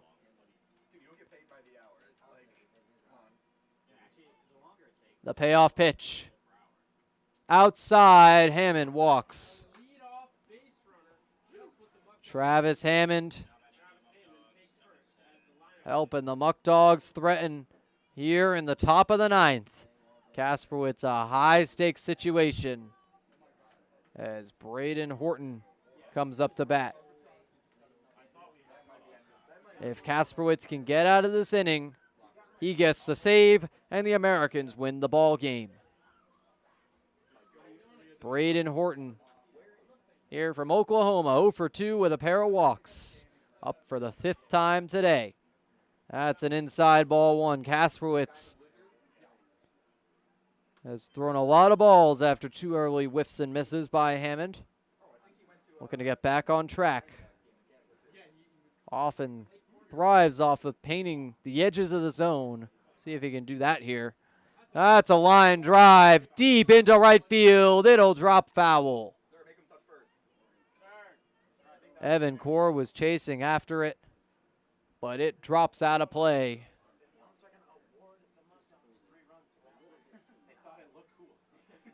It's 1-1. Hammond on first, nobody out. Double play is possible here, but Kasperwitz looking to record an out either way. He checks on Hammond. Now looks at Horton, delivers. It's way outside. 2-1.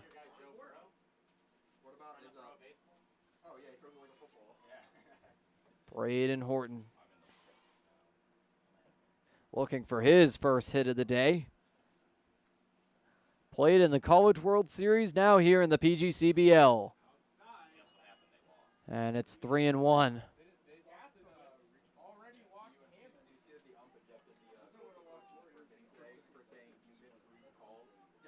Now steps back in. 3-1 count. Kasperwitz looking for a strike, but no. Consecutive walks, and it's 2 ducks on the pond for Tyler Castrotaro, the tying run. Kasperwitz meeting with Nick Pass, needs to get right here. There is action in the Americans' bullpen, but we'll have to see if they'll need it. The plan from coaches Cordero and Wolf was to keep it at 3 pitchers today, Boring, Tony, and Kasperwitz. But another pitcher warming up just in case,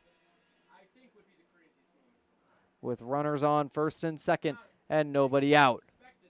Castrotaro on the day is 1 for 4. Came around to score when he was on base.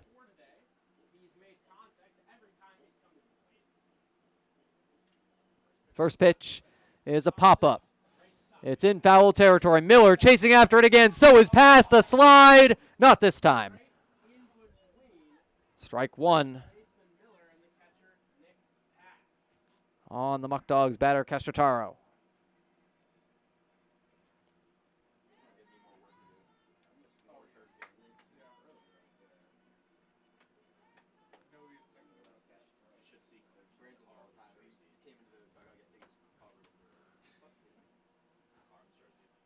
So the 0-1 count with nobody out. Runners have a lead. Horton and Hammond. And it's another foul tip. The 0-2 hole now for Castrotaro. But Kasperwitz had Hammond on 2 swings and misses, and he ended up walking. Cannot take this 0-2 count for granted. Attack now. We'll see what happens.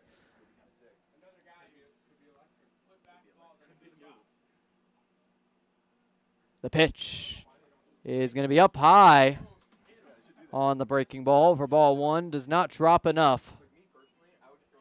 Kasperwitz.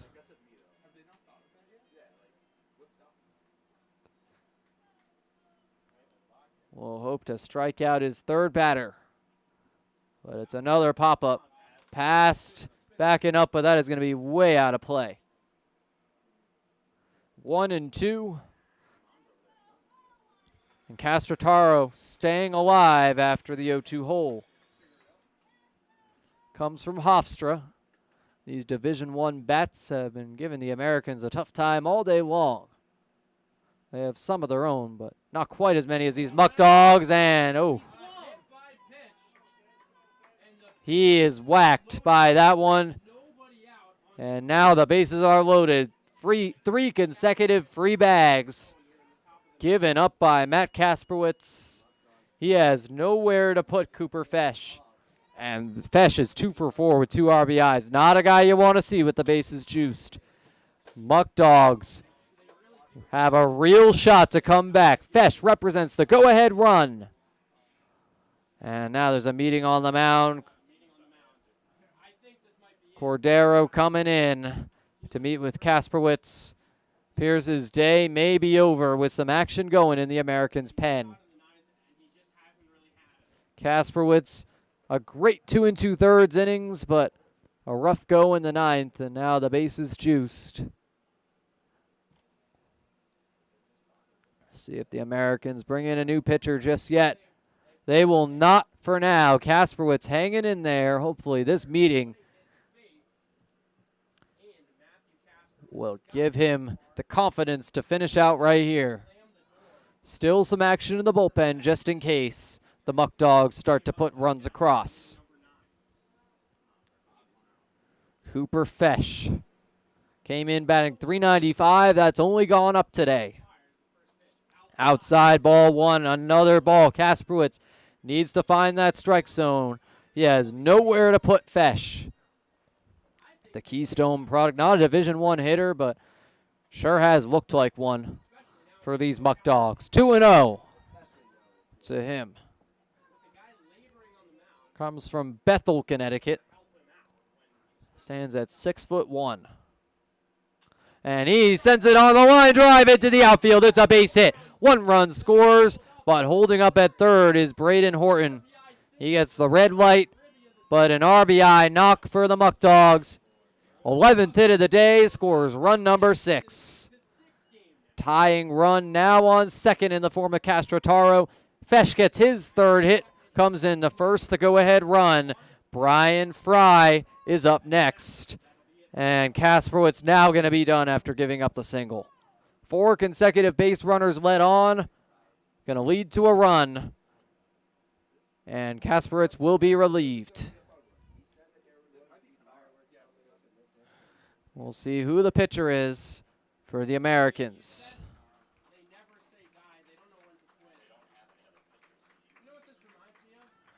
And up 8-6.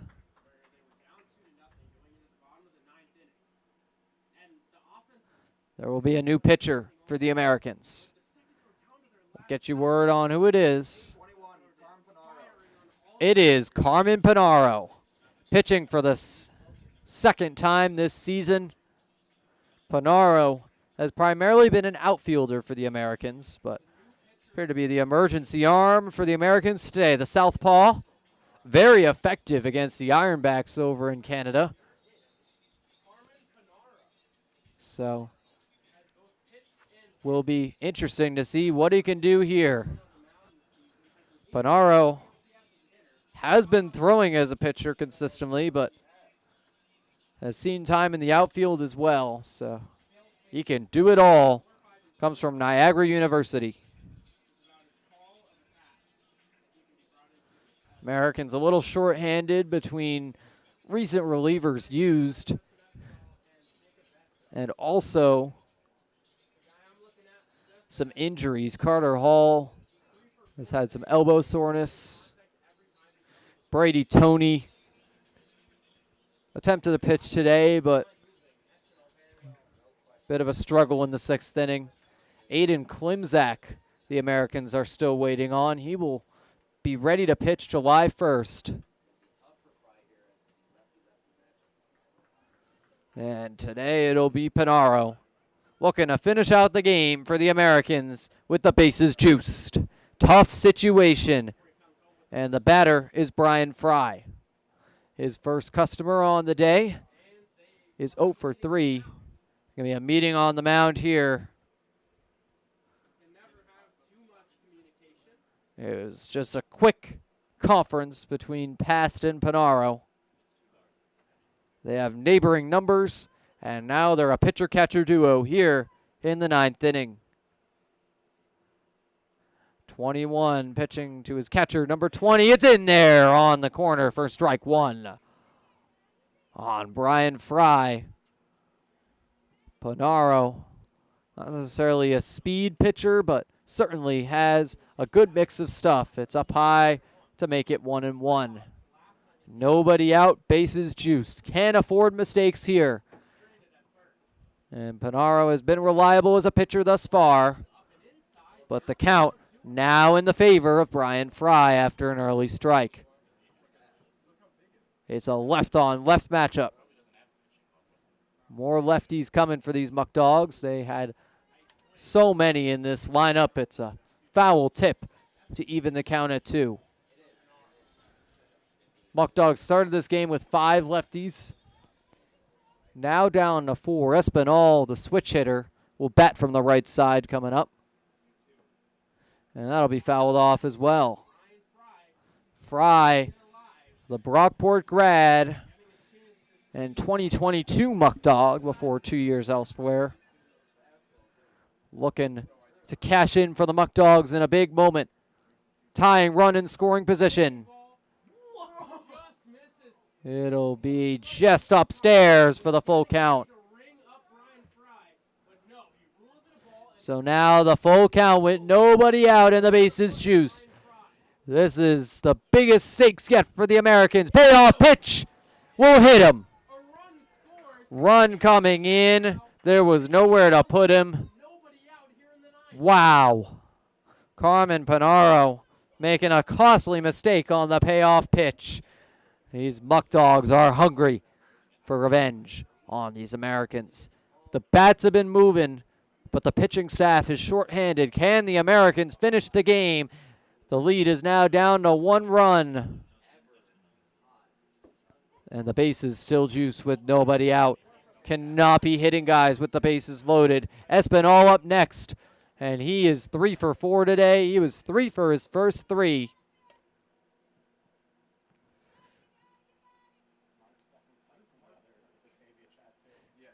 The pitch from Panaro is fouled off. So the 0-2 hole for the batter Espinal. Will he be retired for the second consecutive time? He struck out looking once. The pitch from Panaro is low to make it 1-2. And Espinal not biting. Nowhere to put him. Swing and a miss. Carmen Panaro, his first strikeout of the day. That is a critical strikeout for the Americans. But still 2 outs needed for Niagara Falls as Jacob Vezko steps in. Vezko came in as a pinch runner, now in right field. The pitch, swing and a miss for strike 1. Panaro now bringing the swing and miss stuff against these Muckdogs. This is just his second pitching appearance. Went multiple innings last time. Another swing and miss. Panaro is getting into a groove. 2 2/3 innings and 3 strikeouts his last outing. Can he get a second strikeout here against Batavia? The 0-2 pitch is fouled off. Vesco staying alive. 1 down and 2 strikes on the count with the bases juiced. Strikeout or double play would be big here for the Americans. Anything else, and this game is likely tied. The 0-2. Swing and a miss. Panaro throws 4 consecutive strikes. One's fouled off, but Vesco goes down swinging. 2 down on consecutive strikeouts for Panaro. He hit the first batter he faced, but now he is feeling it and looking to strike out his 3rd straight in Cooper Romick. Romick has already whiffed twice. Americans up by 1. Panaro looking for his first save of the season. It's another swing and miss. Carmen Panaro may have found his new role in this Americans bullpen if he can finish things off here. Should also continue to play the outfield. He's been very capable as a hitter and a right fielder. Quick timeout for Cooper Romick. Speaking with the Muckdogs first base coach with 1 strike on the count. Looking to save Batavia from a trio of strikeouts in a row.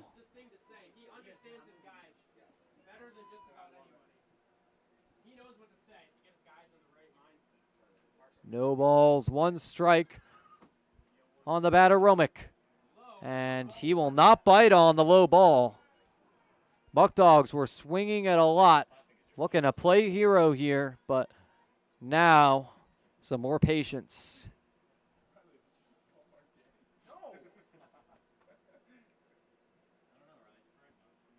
The 1-1 is popped up into the shallow outfield. 3 fielders there. Will anyone catch it? Yes, Evan Core making that catch. Americans win 8-7. Carmen Panaro gets his first save of the season. It was a real close one against the Muckdogs. It's been close against them all year, but another thrilling victory for Niagara Falls. They come away with a win in a thriller at Sal Magley. Final score, Americans 8, Muckdogs 7.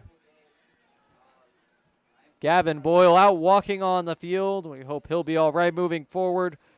But the Americans come away with their 3rd win in a row to go to 10-6. This is momentum they'll look to carry into a game on Tuesday against the Ironbacks. Battle for the Falls continues. First pitch at 6:30 on Tuesday night here at the Barber Shop. They will play Geneva and Niagara in consecutive games after that.